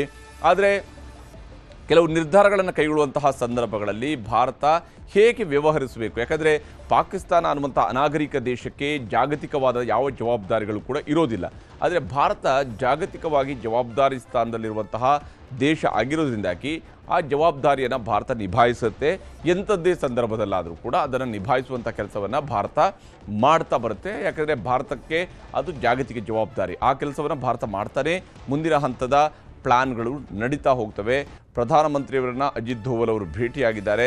ಇಬ್ಬರ ನಡುವೆ ಮಾತುಕತೆಗಳು ಕೂಡ ನಡೀತಾ ಇದ್ದಾವೆ. ಮುಂದಿನ ಹಂತದಲ್ಲಿ ಏನು ಮಾಡಬೇಕು, ಯಾವ ಸ್ವರೂಪದ ಕ್ರಮಗಳು ಆಗಬೇಕು ಅನ್ನೋಂತಹ ನಿಟ್ಟಿನಲ್ಲಿ ಈಗ ಮಾತುಕತೆಯನ್ನು ನಡೆಸ್ತಾ ಇದ್ದಾರೆ. ಮುಂದಿನ ತೀರ್ಮಾನಗಳನ್ನು ಕೈಗೊಳ್ಳಲಾಗ್ತಾ ಇದೆ. ಭಾರತದಿಂದ ಆಗ್ತಿರುವಂತಹ ಪ್ರತಿದಾಳಿಯ ಬಗ್ಗೆಯೂ ಕೂಡ ಮಾಹಿತಿಯ ವಿನಿಮಯವನ್ನು ಇಬ್ಬರು ಕೂಡ ಮಾಡಿಕೊಂಡಿರ್ತಾರೆ, ಏನು ನಡೀತಿದೆ ಅಂಥೇಳಿ. ಆದರೆ ಇಬ್ಬರ ನಡುವಿನ ಮಾತುಕತೆ ಕೇವಲ ಪ್ರತಿದಾಳಿಯ ಬಗ್ಗೆ ಇಂಟಿಮೇಷನ್ ಕೊಡುವಂಥದ್ದು ಆಗಿರೋದಿಲ್ಲ, ಅಥವಾ ಅವರು ನಡೆಸಿರುವಂತಹ ದಾಳಿಯಿಂದ ನಮ್ಮಲ್ಲಿ ಏನು ಹಾನಿಯಾಗಿದೆ ಅನ್ನೋಂಥದ್ದನ್ನು ವಿವರಿಸುವಂತಹ ಕೆಲಸವೂ ಆಗಿರೋದಿಲ್ಲ. ಅವರಿಂದ ಎಷ್ಟು ಡ್ರೋನ್ ಬಂತು, ಎಷ್ಟು ಕ್ಷಿಪಣಿ ಬಂತು, ಅದನ್ನು ನಾವು ಏರ್ ಡಿಫೆನ್ಸ್ ಮೂಲಕ ಹೊಡೆದು ಹಾಕಿದ್ದೀವಿ, ಇವೆಲ್ಲವೂ ಕೂಡ ಈಗಿನ ಹಂತದಲ್ಲಿ ಚರ್ಚೆ ಆಗೋದಿಲ್ಲ. ಬದಲಿಗೆ ಮುಂದೇನು ಮಾಡೋಣ, ವಾಟ್ ನೆಕ್ಸ್ಟ್ ಅನ್ನುವಂತಹ ನಿಟ್ಟಲ್ಲಿ, ಯಾಕೆಂದರೆ ಶತ್ರುವಿನಿಂದ ಕನಿಷ್ಠ 10 ಹೆಜ್ಜೆ ಮುಂದೆ ಹೋಗಿ ಯೋಚನೆ ಮಾಡುವಂತಹ ಕೆಲಸವನ್ನು ಭಾರತ ಮಾಡಲೇಬೇಕಾಗಿರುತ್ತೆ. ಆ ಕೆಲಸವನ್ನು ಬಹಳ ತಜ್ಞರು, ರಕ್ಷಣಾ ವಿಚಾರಗಳಲ್ಲಿ ಬಹಳ ತಜ್ಞರಾಗಿರ್ತಕ್ಕಂಥ ದೋವಲ್ ಅವರು ಮಾಡಿರ್ತಾರೆ. ಪ್ರಧಾನಮಂತ್ರಿಯವರಿಗೆ ರಾಜನಾಥ್ ಸಿಂಗ್ ಅವರು ಕೂಡ ಫೋನ್ ಕರೆಯನ್ನು ಮಾಡಿದ್ದಾರೆ. 3 ಸೇನಾ ಮುಖ್ಯಸ್ಥರಿಂದ ಮಾಹಿತಿಯನ್ನು ಪಡೆದು ಪ್ರಧಾನಮಂತ್ರಿಯವರು ಕೂಡ ವಿವರಿಸಿದ್ದಾರೆ. ಆ 3 ರಕ್ಷಣಾ ಪಡೆಗಳವರು ಏನು ಮಾಡ್ತಾರೆ ಅನ್ನೋಂಥದ್ದನ್ನು ಕೂಡ ಹೇಳಿದ್ದಾರೆ. ಗಡಿಯಲ್ಲಿ ಆಗ್ತಿರುವಂತಹ ಬೆಳವಣಿಗೆಗಳ ಬಗ್ಗೆ ಸಂಪೂರ್ಣವಾದಂತಹ ವಿವರವನ್ನು ಈಗಾಗಲೇ ರಾಜನಾಥ್ ಸಿಂಗ್ ಅವರ ಮನೆಯಲ್ಲಿರುವಂತಹ ಸೇನಾ ಮುಖ್ಯಸ್ಥರಿಂದ ಬಂದಿರುವಂತಹ ಮಾಹಿತಿಗಳನ್ನು ನೀಡಲಾಗಿದೆ. ಇನ್ನು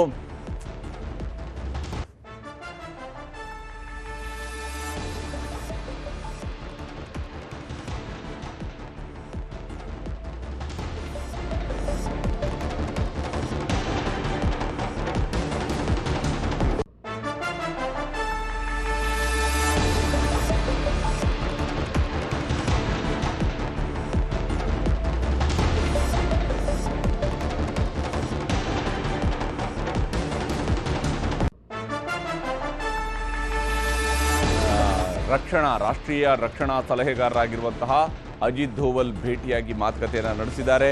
ಹಾಗೆಯೇ ಭಾರತದ ರಕ್ಷಣಾ ಸಚಿವರು ಈಗಾಗಲೇ ಪ್ರಧಾನಮಂತ್ರಿಯವರಿಗೂ ಕೂಡ ಮಾಹಿತಿಯನ್ನು ವಿನಿಮಯ ಮಾಡಿಕೊಂಡಿದ್ದಾರೆ. ಗಡಿಯಲ್ಲಿ ಆಗ್ತಿರುವಂತಹ ಬೆಳವಣಿಗೆಗಳ ಬಗ್ಗೆ ಸಂಪೂರ್ಣವಾದಂತಹ ವಿವರವನ್ನು ನೀಡಲಾಗಿದೆ. ರಾಜನಾಥ್ ಸಿಂಗ್ ಮನೆಯಲ್ಲಿ ಸೇನಾ ಮುಖ್ಯಸ್ಥರಿದ್ದಾರೆ. ಈ ಮೂಲಕ ಭಾರತ ಮುಂದಿನ ಕ್ರಮಗಳ ಕಡೆಗೆ ಈಗ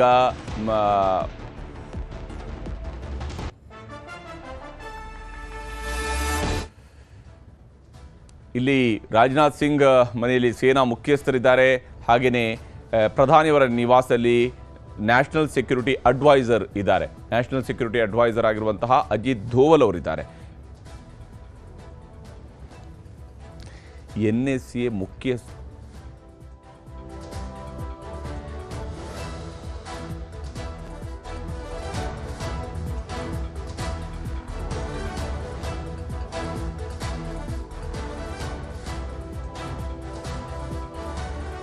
ದೆಹಲಿಯ ಪ್ರಧಾನಮಂತ್ರಿಯವರ ನಿವಾಸದಲ್ಲಿ ಒಂದು ಕಡೆಯಲ್ಲಿ NSA ಇದ್ದಾರೆ, ಮತ್ತೊಂದು ಕಡೆಯಲ್ಲಿ ರಾಜನಾಥ್ ಸಿಂಗ್ ಅವರ ಜೊತೆಗೆ 3 ಸೇನೆಗಳ ಮುಖ್ಯಸ್ಥರಿದ್ದಾರೆ. 3 ಸೇನೆಗಳೇ, ಅದರಲ್ಲೂ ಭಾರತದ ಸೇನಾಪಡೆಯ ಮುಖ್ಯಸ್ಥರು ಇವತ್ತು ಪ್ರಧಾನಮಂತ್ರಿಯವರನ್ನು ಕೂಡ ಸಂಜೆ ಹೊತ್ತಿನಲ್ಲಿ ಭೇಟಿಯಾಗಿ ಮಾತುಕತೆಯನ್ನು ನಡೆಸಿದರು. ಇಲ್ಲಿವರೆಗೆ ವಾಯುಪಡೆಗಳು ಕಾರ್ಯಾಚರಣೆಯನ್ನು ಶುರು ಮಾಡಿದ್ವು. ಈಗ ಸೇನಾಪಡೆ ತನ್ನ ಕಾರ್ಯಾಚರಣೆಯನ್ನು ಆರಂಭಿಸಿದೆ. ಯಾಕೆಂದರೆ ಸೇನಾಪಡೆಗಳು ಈಗಾಗಲೇ ಆರ್ಟಿಲರಿ ಗನ್ಗಳ ಮೂಲಕವಾಗಿ ತಮ್ಮ ದಾಳಿಯನ್ನು ಶುರು ಮಾಡಿದ್ದಾವೆ. ಶೆಲ್ಲಿಂಗನ್ನು ಕೂಡ ಆರಂಭಿಸಿರುವಂಥದ್ದು, ಮೋರ್ಟಾರ್ ಗನ್ಗಳನ್ನು ಕೂಡ ಬಳಕೆ ಮಾಡ್ತಾ ಇರುವಂಥದ್ದು, ಇವೆಲ್ಲವೂ ಕೂಡ ಈಗ ಶುರುವಾಗಿದೆ. ಭಾರತ ಮತ್ತು ಪಾಕಿಸ್ತಾನದ ನಡುವೆ ನಡೀತಾ ಇರುವಂತಹ ನಡುವಿನ ಯುದ್ಧ ವಿರಾಮವನ್ನು ಅಥವಾ ಕದನ ವಿರಾಮವನ್ನು ಈಗ ಪಾಕಿಸ್ತಾನನೇ ಮುರಿದಿರೋದ್ರಿಂದಾಗಿ ಕದನ ವಿರಾಮ ಇಲ್ಲ ಅಂತೇಳಿ ಪಾಕಿಸ್ತಾನ ಹೇಳಿದ ಮೇಲೆ ಭಾರತ ಕದನ ವಿರಾಮದ ಕಟ್ಟುಪಾಡುಗಳಿಗೆ ತನ್ನನ್ನು ಕಟ್ಟಿ ಹಾಕ್ಕೊಳ್ಳುವಂಗೆ ಇಲ್ಲ. ಹೀಗಾಗಿ ಭಾರತ ತನ್ನ ಉತ್ತರವನ್ನು ಕೊಡುವಂತಹ ಕೆಲಸವನ್ನು ಆರಂಭಿಸಿದೆ. ಗಡಿ ಪ್ರದೇಶಗಳಲ್ಲಿ ಸದ್ಯಕ್ಕೆ ಸಂಪೂರ್ಣವಾಗಿ ಬ್ಲಾಕ್ಔಟ್ ಮಾಡುವಂತಹ ಕೆಲಸವನ್ನು ಕೂಡ ಮಾಡಲಾಗಿದೆ. ಯಾವುದೇ ರೀತಿಯಾದಂತಹ ವಿದ್ಯುತ್ ಸಂಪರ್ಕವನ್ನು ಕಡಿತಗೊಳಿಸಲಾಗಿದೆ. ಈ ಮೂಲಕ ಮುಂದಿನ ಕ್ರಮಗಳು ಹೇಗಿರಬೇಕು ಅನ್ನುವಂಥದ್ದರ ನಿಟ್ಟಿನಲ್ಲಿ ಭಾರತದ ಗಡಿ ಪ್ರದೇಶದ ದೃಶ್ಯವನ್ನು ಕೂಡ ನಿಮಗೆ ನ್ಯೂಸ್ 18 ಮೂಲಕವಾಗಿ ನಾವು ತೋರಿಸ್ತಾ ಇದ್ವಿ. ಗಡಿ ಪ್ರದೇಶದಲ್ಲಿ ಸದ್ಯಕ್ಕೆ ಆಗ್ತಾ ಇರುವಂತಹ ಬೆಳವಣಿಗೆಗಳು ಯಾವ ಸ್ವರೂಪದಲ್ಲಿದೆ ಅನ್ನುವಂಥದ್ದು ಕೂಡ ನಿಮಗೆ ತೋರಿಸ್ತಾ ಇದ್ದೀವಿ. ಗಡಿ ಪ್ರದೇಶದಲ್ಲಿರುವಂತಹ ನಮ್ಮ ರಕ್ಷಣಾ ಪಡೆಗಳವರು ಹಾಗೆಯೇ ಅಲ್ಲಿರುವಂತಹ ನಾಗರಿಕರು ಇವರೆಲ್ಲರೂ ಕೂಡ ಸದ್ಯಕ್ಕೆ ತಮ್ಮ ಅವರ ಊರುಗಳಲ್ಲಿ ವಿದ್ಯುತ್ ಸಂಪರ್ಕವನ್ನು ಕಡಿತಗೊಳಿಸಲಾಗಿದೆ. ಇದು ಪಂಜಾಬ್ ಭಾಗದಲ್ಲಿ ಇರುವಂತಹ ದೃಶ್ಯವನ್ನು ನಾವು ನಿಮಗೆ ತೋರಿಸ್ತಾ ಇದ್ವಿ. ಸದ್ಯಕ್ಕೆ ಅಲ್ಲಿಯ ಹಳ್ಳಿಗಳಲ್ಲೂ ಕೂಡ ಸಂಪೂರ್ಣವಾಗಿ ಜನ ಅಲರ್ಟ್ ಆಗಿದ್ದಾರೆ. ಯಾವುದೇ ಕ್ಷಣದಲ್ಲೂ ಕೂಡ ಪಾಕಿಸ್ತಾನದ ಕಡೆಯಿಂದ ಆಗಬಹುದಾಗಿರುತ್ತೆ ಯಾವುದೇ ಸ್ವರೂಪದ ದಾಳಿಯನ್ನು ಎದುರಿಸುವಂತಹ ನಿಟ್ಟಲ್ಲಿ ನಾಗರಿಕರು ಮಾನಸಿಕವಾಗಿ ಸಜ್ಜಾಗಿದ್ದಾರೆ. ಯಾಕೆಂದರೆ ನಮ್ಮ ನಾಗರಿಕರಿಗಿರುವಂತಹ ಸಂಪೂರ್ಣ ವಿಶ್ವಾಸ ಭಾರತದ ಸೇನಾಪಡೆಗಳ ತೋಳಿನಲ್ಲಿರುವಂತಹ ಬಲ. ಯಾಕೆಂದರೆ ಭಾರತದ ಸೇನಾಪಡೆಗಳು ಭಾರತದ ರಕ್ಷಣೆಯ ಕೆಲಸವನ್ನು ಅತ್ಯಂತ ಯಶಸ್ವಿಯಾಗಿ ಈ ಹಿಂದೆಯೂ ಮಾಡಿದ್ವು, ಈಗಲೂ ಕೂಡ ಮಾಡ್ತವೆ. ಮತ್ತು ಈ ಮೂಲಕವಾಗಿ ಪಾಕಿಸ್ತಾನ ನಡೆಸಿರುವಂತಹ ಇಂತಹ ದಾಳಿಗೆ ದೊಡ್ಡದಾದಂತಹ ಉತ್ತರವನ್ನು ಈಗ ಭಾರತ ಕೊಡುವಂಥದ್ದು ಇದ್ದೇ ಇದೆ ಅನ್ನೋಂಥದ್ದನ್ನು ಅಲ್ಲಿಯ ಜನ ಕೂಡ ಅಂದ್ಕೊಂಡಿದ್ದಾರೆ. ಅದನ್ನು ಅದೇ ಸ್ವರೂಪದಲ್ಲಿ ಅವರೆಲ್ಲರೂ ಕೂಡ ಇರುವಂತಹ ದೃಶ್ಯವನ್ನು ನಾವು ನೋಡ್ತಾ ಇದ್ವಿ. ಭಾರತದ ಕಡೆಯಿಂದ ಈಗಾಗಲೇ ಪಾಕಿಸ್ತಾನದ ಸಿಯಾಲ್ಕೋಟ್ ಮತ್ತು ಬಜ್ವಾ ಸೆಕ್ಟರ್ ಮೇಲೆ ದಾಳಿಯನ್ನು ನಡೆಸಲಾಗಿದೆ. ಎರಡು ಕಡೆಗಳಲ್ಲೂ ಕೂಡ ನಡೆದಿರುವಂತಹ ದಾಳಿ ಮತ್ತು ಈಗಾಗಲೇ ಪಾಕಿಸ್ತಾನದ 3 ಫೈಟರ್ ಜೆಟ್ಗಳನ್ನು ಕೂಡ ಹೊಡೆದುರುಳಿಸುವಂತಹ ಕೆಲಸವನ್ನು ಮಾಡಲಾಗಿದೆ. ಅದು ಪಾಕಿಸ್ತಾನಕ್ಕೆ ಭಾರತದ ಮೇಲೆ ಯಾವ ಸಂದರ್ಭದಲ್ಲಿ ಒಂದು ಕಡೆಯಲ್ಲಿ ಪಾಕಿಸ್ತಾನದವ್ರು ಹೇಳ್ತಾ ಇದ್ರು ಇದು ಎಸ್ಕಲೇಟ್ ಆದರೆ ನಾವು ದಾಳಿ ಮಾಡ್ತೀವಿ, ಇಲ್ದಿದ್ರೆ ನಾವು ಮಾತುಕತೆಗೆ ರೆಡಿ ಇದ್ದೀವಿ ಅಂತ ಹೇಳಿದರು. ಎಸ್ಕಲೇಟ್ ಮಾಡುವಂತಹ ಕೆಲಸವನ್ನು ಪಾಕಿಸ್ತಾನನೇ ಮಾಡೋದಕ್ಕೆ ಶುರು ಮಾಡಿತು. ಭಾರತದ 15 ನಗರಗಳನ್ನು ಟಾರ್ಗೆಟ್ ಮಾಡಿ ಅದರ ಮೇಲೆ ದಾಳಿ ನಡೆಸಬೇಕು ಅನ್ನೋಂತಹ ನಿಟ್ಟಲ್ಲಿ ಪಾಕಿಸ್ತಾನ ಪ್ರಯತ್ನವನ್ನು ಮಾಡಿತು. ಅದನ್ನು ಹೊಡೆದುರುಳಿಸುವಂತಹ ಕೆಲಸವನ್ನು ಭಾರತ ಮಧ್ಯದಲ್ಲೇ ಮಾಡಿದೆ.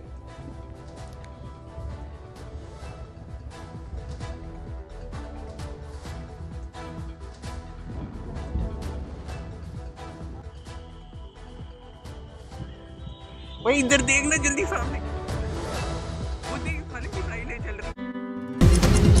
ಪಹಲ್ಗಾಮ್ ದಾಳಿಗೆ Bharat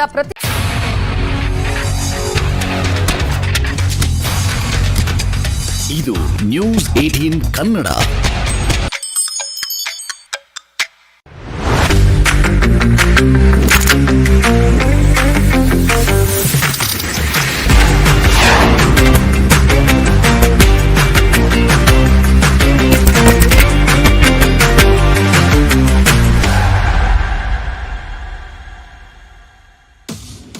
Stay ahead with News 18.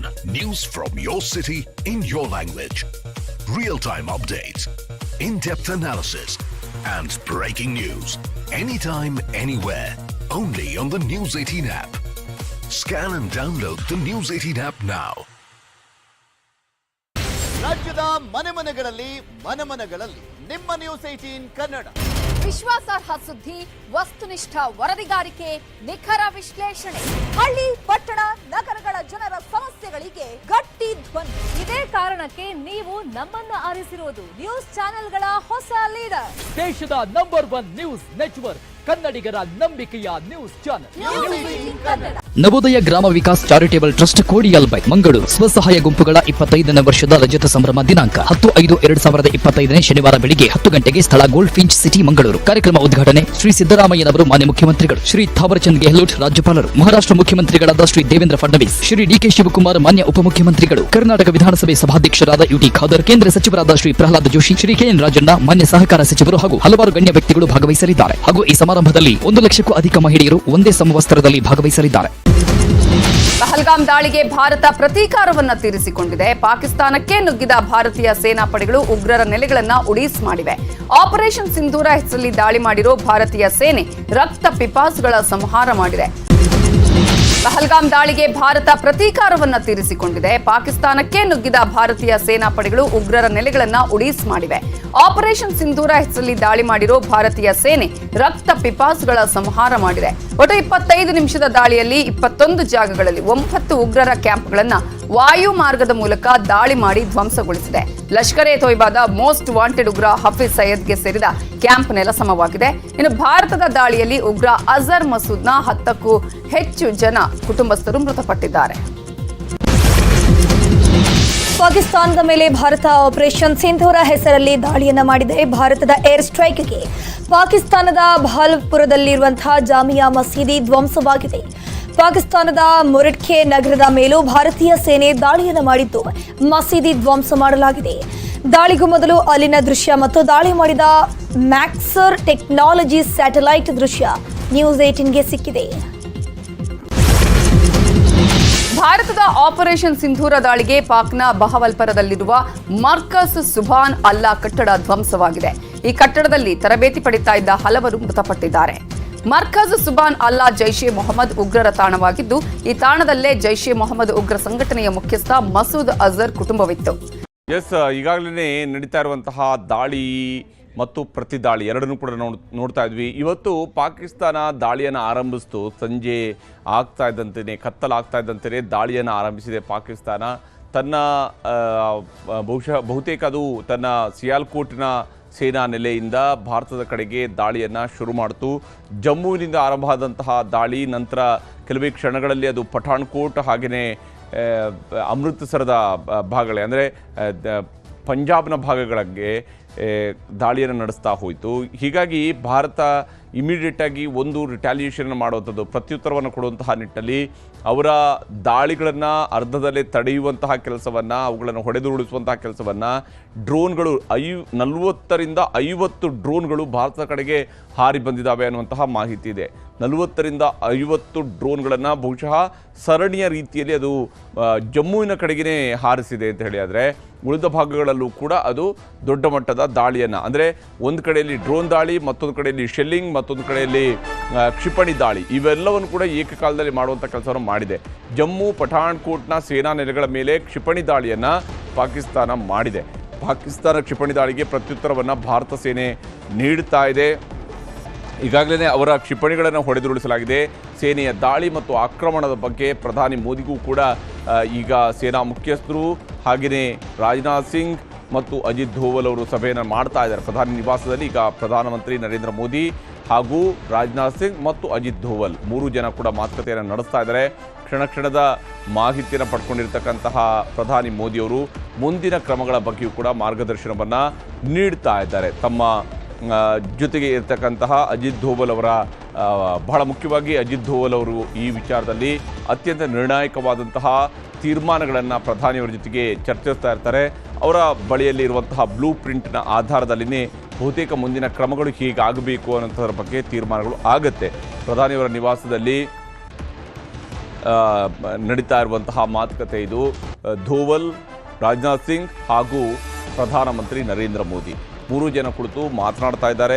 ವಿಶೇಷವಾಗಿ ಇದುವರೆಗೆ ಏನಾಗಿದೆ ಅನ್ನುವಂತಹ ನಿಟ್ಟಿನಲ್ಲಿ ಮಾತುಕತೆಗಳು ನಡೆದಿದ್ದಾವೆ. ಪಾಕಿಸ್ತಾನದ ಕ್ಷಿಪಣಿ ದಾಳಿಗೆ ಪ್ರತ್ಯುತ್ತರವನ್ನು ಭಾರತ ಸೇನೆ ಗಡಿಯಲ್ಲಿ ಕೊಡ್ತಾ ಇದೆ. ಅವರಿಗೆ ಹೋಗಬಹುದಾಗಿರುವಂತಹ ಮುಂದಿನ ಸೂಚನೆ ಹೇಗಿರುತ್ತೆ, ಯಾವ ಸ್ವರೂಪದಲ್ಲಿರುತ್ತೆ ಅನ್ನುವಂಥದ್ದು ಇನ್ನೂ ಸ್ವಲ್ಪ ಹೊತ್ತಿನಲ್ಲಿ ಅದು ಕಾರ್ಯಗತ ಆದ ನಂತರ, ಯಾಕಂದರೆ ಸೂಚನೆಗಳು ಅವರ ನಡುವಿಂದಲೇ ಹೋಗುತ್ತೆ, ಅದು ಮಾಧ್ಯಮದ ಮೂಲಕವಾಗಿ ಹೋಗೋದಿಲ್ಲ, ಅದು ಬಹಿರಂಗ ಆಗೋದಿಲ್ಲ. ಅವರು ಹೋಗಿರುವ ಸೂಚನೆ ಅದರ ಫಲಿತಾಂಶದ ಮೂಲಕವಾಗಿ ಸ್ವಲ್ಪ ಹೊತ್ತಿನಲ್ಲಿ ಗೋಚರಿಸುತ್ತೆ, ಜಗಜ್ಜಾಹೀರಾಗುತ್ತೆ. ಯಾಕಂದರೆ ಪಾಕ್ ನಡೆಸಿರುವಂತಹ ಪ್ರಚೋದಿತವಾದಂತಹ ದಾಳಿ ಏನಿದೆ ಅದು ಭಾರತದ ಕಡೆಗೆ ನಡೆಸಿರುವಂತಹ ಈ ಭಾರತವನ್ನು ಗುರಿಯಾಗಿಸಿ ಮಾಡಿರುವಂತಹ ಪ್ರಚೋದನೆ ಏನಿದೆ ಪಾಕಿಸ್ತಾನಕ್ಕೆ ಈಗ ಸಂಪೂರ್ಣವಾದಂತಹ ಒಂದು ಪಾಠ ಕಲಿಸುವಂತಹ ಸಮಯ ಹತ್ತಿರ ಆಗಿದೆ. ಪಾಕಿಸ್ತಾನದ ಕ್ಷಿಪಣಿ ದಾಳಿಗೆ ಪ್ರತ್ಯುತ್ತರವನ್ನು ಭಾರತದ ಸೇನೆ ನೀಡ್ತಾ ಇದೆ. ಪಾಕಿಸ್ತಾನ ನಡೆಸಿರುವಂತಹ ಕ್ಷಿಪಣಿ ದಾಳಿಯನ್ನು ಅರ್ಧದಲ್ಲಿನೇ ತುಂಡರಿಸುವಂತಹ ಕೆಲಸ ಮಾಡಲಾಗಿದೆ. ಸುಮಾರು 8 ಕ್ಷಿಪಣಿಗಳನ್ನು ಧ್ವಂಸ ಮಾಡಲಾಗಿದೆ. ಏರ್ ಡಿಫೆನ್ಸ್ ಸಿಸ್ಟಮ್ ಮೂಲಕವಾಗಿ ಕೂಡ ಅವುಗಳನ್ನು ಧ್ವಂಸ ಮಾಡಲಾಗಿದೆ. ಇದಾದ ಮೇಲೆ ಪ್ರಧಾನಮಂತ್ರಿ ನರೇಂದ್ರ ಮೋದಿಯವರು ಕ್ಷಣದ ಮಾಹಿತಿಯನ್ನು ಕೂಡ ಪಡ್ಕೊಳ್ತಾ ಇದ್ದಾರೆ. ಏನಾಗ್ತಾ ಇದೆ, ಏನು ನಡೆದಿದೆ, ಯಾವ ಸ್ವರೂಪದಲ್ಲಿದೆ ಪರಿಸ್ಥಿತಿ, ಇವೆಲ್ಲದರ ಅವಲೋಕನವನ್ನು ಕೂಡ ಪ್ರಧಾನಮಂತ್ರಿ ನರೇಂದ್ರ ಮೋದಿಯವರು ಕೂಡ ಮಾಡ್ತಾ ಇದ್ದಾರೆ. ಮತ್ತು ಮುಂದೆ ಏನು ಕ್ರಮಗಳಾಗಬೇಕು ಅಂತ ಹೇಳಿ ಅಫ್ಕೋರ್ಸ್ ಇಲ್ಲಿ ಸೇನಾ ಮುಖ್ಯಸ್ಥರು ಮತ್ತು ಅಜಿತ್ ಧೋವಲ್ ಅವರು ರಣತಂತ್ರವನ್ನು ರೂಪಿಸ್ತಾರೆ. ಅವುಗಳಿಗೆ ಪೂರಕವಾದಂಥ ಒಪ್ಪಿಗೆಯನ್ನು ಪ್ರಧಾನಮಂತ್ರಿ ನರೇಂದ್ರ ಮೋದಿಯವರು ಕೊಡ್ತಾರೆ. ಮತ್ತು ಹೇಗೆ, ಯಾವ ಸ್ವರೂಪದಲ್ಲಿ, ಯಾವ ರೀತಿಯಲ್ಲಿ ಭಾರತದ ಸೇನಾಪಡೆಗಳು ತಮ್ಮ ತೀರ್ಮಾನಗಳ ಆಧಾರದ ಮೇಲೆ ಅದನ್ನು ಸಂಪೂರ್ಣ ನಾಶದವರೆಗೆ, ಯಾಕಂದರೆ ಪಾಕಿಸ್ತಾನ ಸಂಪೂರ್ಣ ನಾಶ ಆಗಬೇಕಾಗಿರುವಂಥದ್ದು ಜಗತ್ತಿನ ಅನಿವಾರ್ಯತೆ. ಯಾಕಂದರೆ ಜಗತ್ತಿನಲ್ಲಿ ಶಾಂತಿ ನೆಲೆಸಬೇಕು ಅಂತ ಹೇಳಿದರೆ ಒಂದು ಭಯೋತ್ಪಾದನಾ ರಾಷ್ಟ್ರದಿಂದ ಆ ಶಾಂತಿ ನೆಲೆಸೋದಕ್ಕೆ ಸಾಧ್ಯ ಇಲ್ಲ. ಪಾಕಿಸ್ತಾನದ ಇಂತಹ ಅಧಿಕಾರದ ವ್ಯಾಪ್ತಿಗಳಿದ್ದಾವಲ್ಲ ಅವುಗಳು ಸಂಪೂರ್ಣವಾಗಿ ನಾಶ ಆಗಲೇಬೇಕಾಗತ್ತೆ.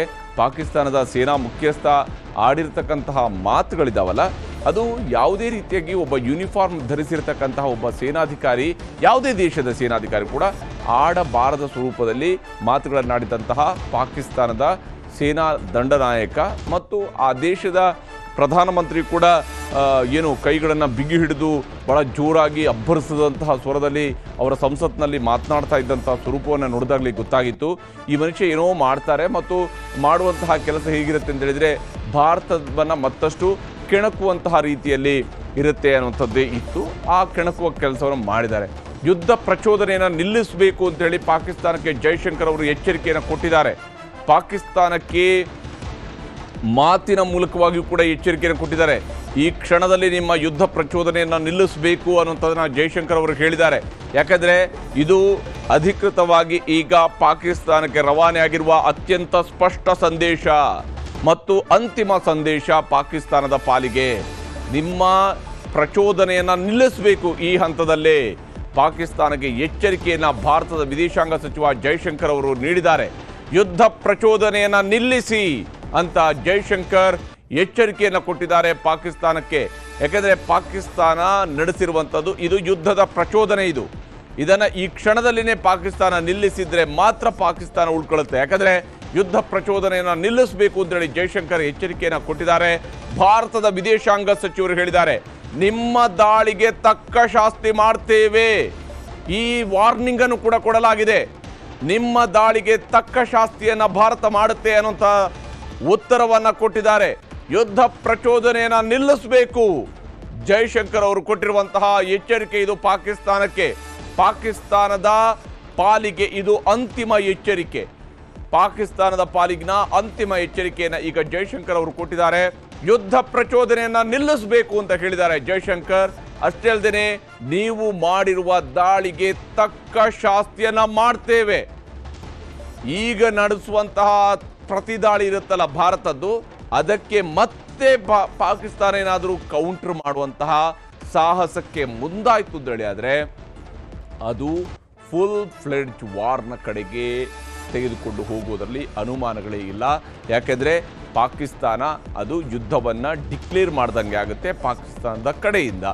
ಭಾರತ ಈಗಾಗಲೇ ಸ್ಪಷ್ಟವಾಗಿ ಪಾಕಿಸ್ತಾನಕ್ಕೆ ಅರ್ಥ ಆಗುವ ಭಾಷೆಯಲ್ಲಿ ಹೇಳಿದೆ, ನಿಮ್ಮ ದಾಳಿಗೆ ನಾವು ತಕ್ಕ ಶಾಸ್ತಿಯನ್ನು ಮಾಡ್ತೇವೆ. ಯುದ್ಧವನ್ನು ಅಂದರೆ ನೀವು ಪ್ರಚೋದನೆಯನ್ನು ನಿಲ್ಲಿಸಿ. ಡ್ರೋನ್ ಹಾರಿಸೋದಾಗಲಿ, ಕ್ಷಿಪಣಿಗಳನ್ನು ಕಳಿಸೋದಾಗಲಿ ಅಥವಾ ಶೆಲ್ಲಿಂಗ್ ಮಾಡೋದಾಗಲಿ ಇವುಗಳನ್ನು ಇಮ್ಮಿಡಿಯೇಟ್ ಆಗಿ ನಿಲ್ಲಿಸಿ ಅಂಥೇಳಿ. ಆದರೆ ಪಾಕಿಸ್ತಾನ ಇಂಥವುಗಳನ್ನು ಕೇಳಿ ತಿಳ್ಕೊಳ್ಳುವಂಥ ದೇಶ ಅಲ್ಲ.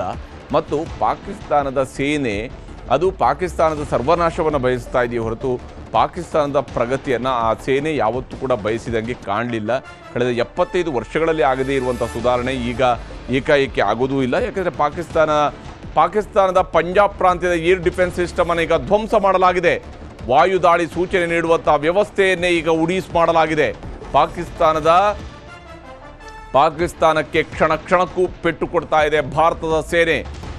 ಪಾಕಿಸ್ತಾನಕ್ಕೆ ಒಂದು ಕಡೆಯಲ್ಲಿ ಎಚ್ಚರಿಕೆಯನ್ನು ಕೊಟ್ಟಾಗಿದೆ ಮತ್ತು ಈಗಲೂ ಕೂಡ ಪಾಕಿಸ್ತಾನವನ್ನು ಭಾರತ ಸಂಪೂರ್ಣವಾದಂತಹ ದಾಳಿಯನ್ನು ಮಾಡ್ತಾ ಇಲ್ಲ. ಬದಲಿಗೆ ವಾಯುದಾಳಿಗೆ ಸೂಚನೆಯನ್ನು ಕೊಡ್ತಾ ಇರುವಂತಹ ವ್ಯವಸ್ಥೆಯನ್ನು ಈಗ ಧ್ವಂಸ ಮಾಡಲಾಗಿದೆ. ಪಾಕಿಸ್ತಾನಕ್ಕೆ ಇದು ಕಡೆಯ ಎಚ್ಚರಿಕೆಯ ಸಂದೇಶ ರೀತಿಯಾದಂತಹ ಏರ್ ಡಿಫೆನ್ಸ್ ಸಿಸ್ಟಮನ್ನು ಈಗ ಧ್ವಂಸ ಮಾಡಲಾಗಿದೆ. ಪಾಕಿಸ್ತಾನ ತನ್ನ ಒಂದೊಂದೇ ಏರ್ ಡಿಫೆನ್ಸ್ ಸಿಸ್ಟಮ್ಗಳನ್ನು ಕಳ್ಕೊಳ್ತಾ ಇದೆ.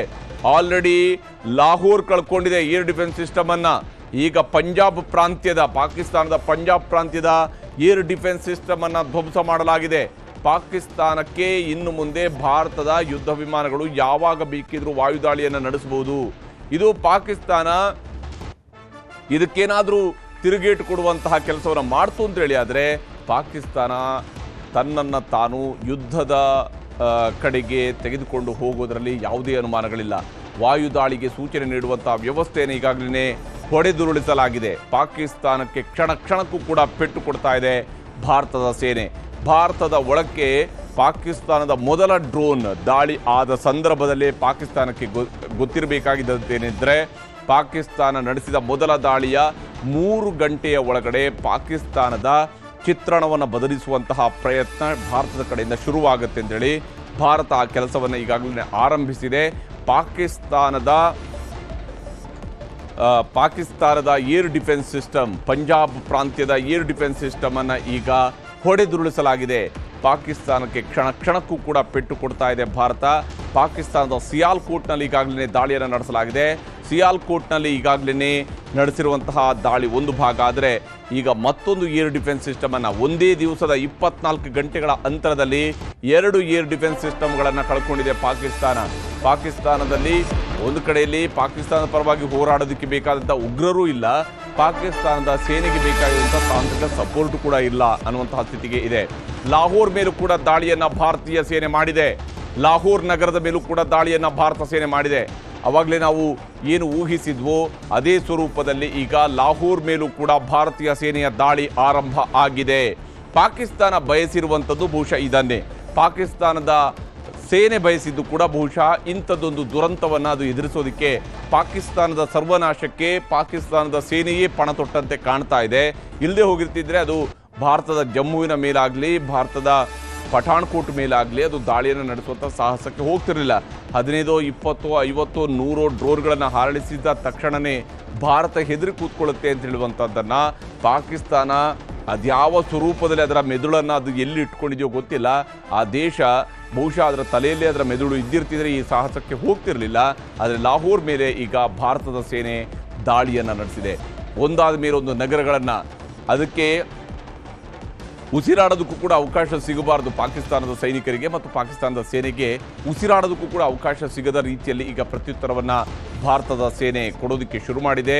ಪಾಕ್ನ ಅಪ್ರಚೋದಿತ ದಾಳಿಗೆ ಭಾರತ ಅತ್ಯಂತ ದೊಡ್ಡ ಸ್ವರೂಪದ ಮತ್ತು ಪಾಕಿಸ್ತಾನ ನಿರೀಕ್ಷಿಸದ ರೀತಿಯ ಭೀಕರವಾದಂತಹ ಪ್ರತಿದಾಳಿಯನ್ನು ಈಗ ಭಾರತ ಶುರು ಮಾಡಿದೆ. ಪಾಕಿಸ್ತಾನದ ಲಾಹೋರ್ಗೆ ನುಗ್ಗುವಂತಹ ಕೆಲಸ ಈಗ ನಡೀತಾ ಇದೆ. ಲಾಹೋರ್ ಮೇಲೂ ಕೂಡ ಭಾರತದ ವಾಯುಪಡೆಗಳು ದಾಳಿಯನ್ನು ಆರಂಭಿಸಿರುವಂಥದ್ದು. ಭಾರತದ ವಾಯುದಾಳಿ ಈಗ ಲಾಹೋರ್ ಮೇಲೆ ಸಾಗಿದೆ. ಲಾಹೋರ್ನ ಮೇಲೂ ಕೂಡ ವಾಯುದಾಳಿ ಆಗ್ತಾ ಇದೆ. ಪಾಕಿಸ್ತಾನಕ್ಕೆ ಪ್ರತ್ಯುತ್ತರ ನೀಡೋದಕ್ಕೆ ಭಾರತದ ಸೇನೆ ಮುನ್ನುಗ್ಗಿದೆ. ಲಾಹೋರನ್ನು ಭಾರತ ಎಂದೋ ಭಾರತದ ವಶಕ್ಕೆ ತೆಗೆದುಕೊಳ್ಳಬಹುದಾಗಿತ್ತು. ಆದರೆ ಭಾರತ ತನ್ನ ಅಂತಾರಾಷ್ಟ್ರೀಯ ನಿಯಮಗಳ ಕಾರಣಗಳಿಗಾಗಿ ಮಾತ್ರ ಅದನ್ನು ಹಿಂದೆಯೂ ಕೂಡ ಪಾಕಿಸ್ತಾನಕ್ಕೆ ಬಿಟ್ಟುಕೊಟ್ಟಿತ್ತು. ಆದರೆ ಪಾಕಿಸ್ತಾನ ಭಾರತದ ಮೇಲೆ, ನಮ್ಮ ಜಮ್ಮುವಿನ ಮೇಲೆ ದಾಳಿಯನ್ನು ನಡೆಸಿ ನಿಜಕ್ಕೂ ಕೂಡ ಅತ್ಯಂತ ಮೂರ್ಖ ನಿರ್ಧಾರವನ್ನು ಪಾಕಿಸ್ತಾನದ ಸೇನೆ ಮಾಡಿದೆ ಮತ್ತು ಆ ಪಾಕಿಸ್ತಾನದ ಸೇನೆಯ ಮೂರ್ಖ ನಿರ್ಧಾರಕ್ಕೆ ಪೂರಕವಾದಂತಹ ಉತ್ತರವನ್ನು ಭಾರತೀಯ ಸೇನೆ ಕೊಡೋದಕ್ಕೆ ಶುರು ಮಾಡಿದೆ.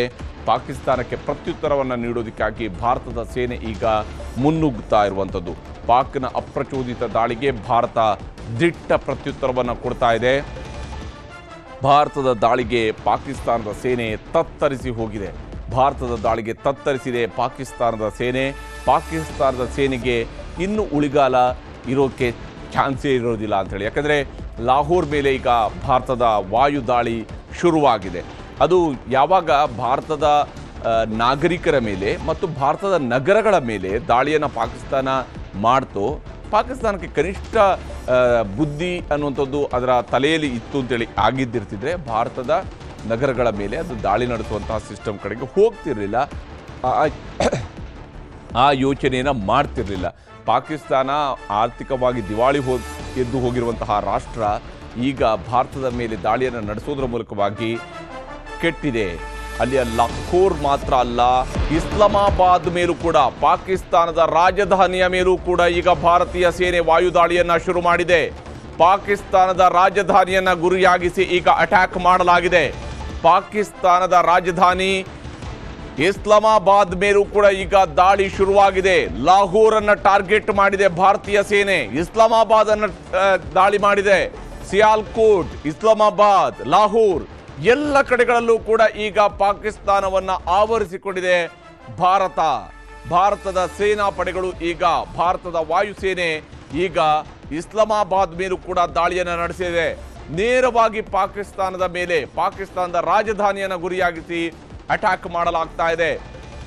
ಪ್ರತಿಯೊಂದು ನಗರದಲ್ಲಿರ್ತಕ್ಕಂತಹ ಏರ್ ಡಿಫೆನ್ಸ್ ಸಿಸ್ಟಮ್ಗಳನ್ನು ಮತ್ತು ಅವರ ಸೇನೆಯ ಕೋಟೆಗಳನ್ನು ಅವುಗಳನ್ನು ಕೆಡವುವ ಪ್ರಯತ್ನಕ್ಕೆ ಈಗ ಭಾರತೀಯ ಸೇನೆ ವಾಯುಪಡೆ ಮುಂದಾಗ್ತಾ ಇರುವಂಥದ್ದು. ಪಾಕಿಸ್ತಾನ ಕನಸಿನಲ್ಲೂ ಊಹಿಸಿಕೊಳ್ಳದ ರೀತಿಯಲ್ಲಿ ಭಾರತದಿಂದ ರಿಟಾಲಿಯೇಷನ್ ಕೆಲವೇ ಗಂಟೆಗಳ ಅಂತರದಲ್ಲಿ ಶುರುವಾಗಿರುವಂಥದ್ದು. ಕೆಲವೇ ಗಂಟೆಗಳು ಪಾಕಿಸ್ತಾನ ಅಂದ್ಕೊಂಡಿತ್ತು ನಾವು ಇವತ್ತು ದಾಳಿ ಮಾಡಿದರೆ ಇವರು 3 ದಿವಸ ಕಳ್ಕೊಂಡು ಏನಾದರೂ ಬರ್ಬೋದು ಅಂತೇಳಿ. ಹಾಗಾಗಿಲ್ಲ. 3 ಗಂಟೆಯಲ್ಲಿ ಪಾಕಿಸ್ತಾನ ತನ್ನ ಮೊದಲ ಡ್ರೋನ್ ಅನ್ನು ಹಾರಿಸಿದ 3 ಗಂಟೆಯಲ್ಲಿ ಪಾಕಿಸ್ತಾನದ ರಾಜಧಾನಿಯನ್ನು ತಲುಪಿದೆ ಭಾರತದ ವಾಯುಪಡೆಗಳು ಈಗಾಗಲೇ ಪಾಕಿಸ್ತಾನದ ರಾಜಧಾನಿಯ ಮೇಲೂ ಕೂಡ ದಾಳಿಯನ್ನು ಆರಂಭಿಸಿದ್ದಾವೆ. ಇಸ್ಲಾಮಾಬಾದ್ ಮೇಲೆ ದಾಳಿಯನ್ನು ಶುರು ಮಾಡಲಾಗಿದೆ. ಹಾಗೆಯೇ ಲಾಹೋರ್ ಮೇಲೆ ದಾಳಿ ಆಗ್ತಾ ಇದೆ. ಕ್ಷಣಕ್ಕೂ ಕೂಡ ದಾಳಿಯ ತೀವ್ರತೆ ಹೆಚ್ಚುತ್ತಾ ಇದೆ. ಭಾರತೀಯ ಸೇನೆ ಪರಿಪೂರ್ಣವಾಗಿ ಪಾಕಿಸ್ತಾನವನ್ನ ಆವರಿಸಿಕೊಳ್ಳುವಂತಹ ರೀತಿಯಲ್ಲಿದೆ ಈಗ ದಾಳಿಯನ್ನ ಶುರು ಮಾಡಿರುವಂಥದ್ದು. ಪಾಕಿಸ್ತಾನಕ್ಕೆ ವಿದೇಶಾಂಗ ಸಚಿವ ಜೈಶಂಕರ್ ಅವರು ಎಚ್ಚರಿಕೆಯನ್ನು ಕೊಟ್ಟಿದ್ದಾರೆ. ಯುದ್ಧ ಪ್ರಚೋದನೆಯನ್ನು ನಿಲ್ಲಿಸಬೇಕು ಪಾಕಿಸ್ತಾನ. ಭಾರತದ ಯಾವುದೇ ಯುದ್ಧ ವಿಮಾನ ಇವತ್ತು ಪಾಕಿಸ್ತಾನದ ಒಳಗಡೆ ನುಗ್ಗಿದಂತಹ ಯುದ್ಧ ವಿಮಾನದ ವಿಚಾರದಲ್ಲೂ ಕೂಡ ಅಷ್ಟೇ, ಪಾಕಿಸ್ತಾನ ಏನನ್ನೇ ಮಾಡಿದರೂ ಕೂಡ ಅದು ಪೂರ್ಣ ಪ್ರಮಾಣದ ಯುದ್ಧಕ್ಕೆ ಕಾರಣ ಆಗುತ್ತೆ. ನಮ್ಮ ದೇಶದ ಯಾವುದೇ ಯುದ್ಧ ವಿಮಾನವನ್ನು ಅದು ಟಾರ್ಗೆಟ್ ಮಾಡಿದರೂ ಕೂಡ ಇಸ್ಲಾಮಾಬಾದ್ ಭೂಪಟದಲ್ಲಿ ಇರೋದಿಲ್ಲ ಅನ್ನುವಂಥದ್ದು ಸ್ಪಷ್ಟ ಆಗ್ತಾ ಇದೆ. ಪಾಕಿಸ್ತಾನಕ್ಕೆ ಎಚ್ಚರಿಕೆಯನ್ನು ಈಗಾಗಲೇ ವಿದೇಶಾಂಗ ಸಚಿವ ಜೈಶಂಕರ್ ಅವರು ಕೊಟ್ಟಿದ್ದಾರೆ. ಯುದ್ಧ ಪ್ರಚೋದನೆಯನ್ನು ನಿಲ್ಲಿಸಬೇಕು ಅಂತೇಳಿ ಜೈಶಂಕರ್ ಅವರು ಹೇಳಿದ್ದಾರೆ.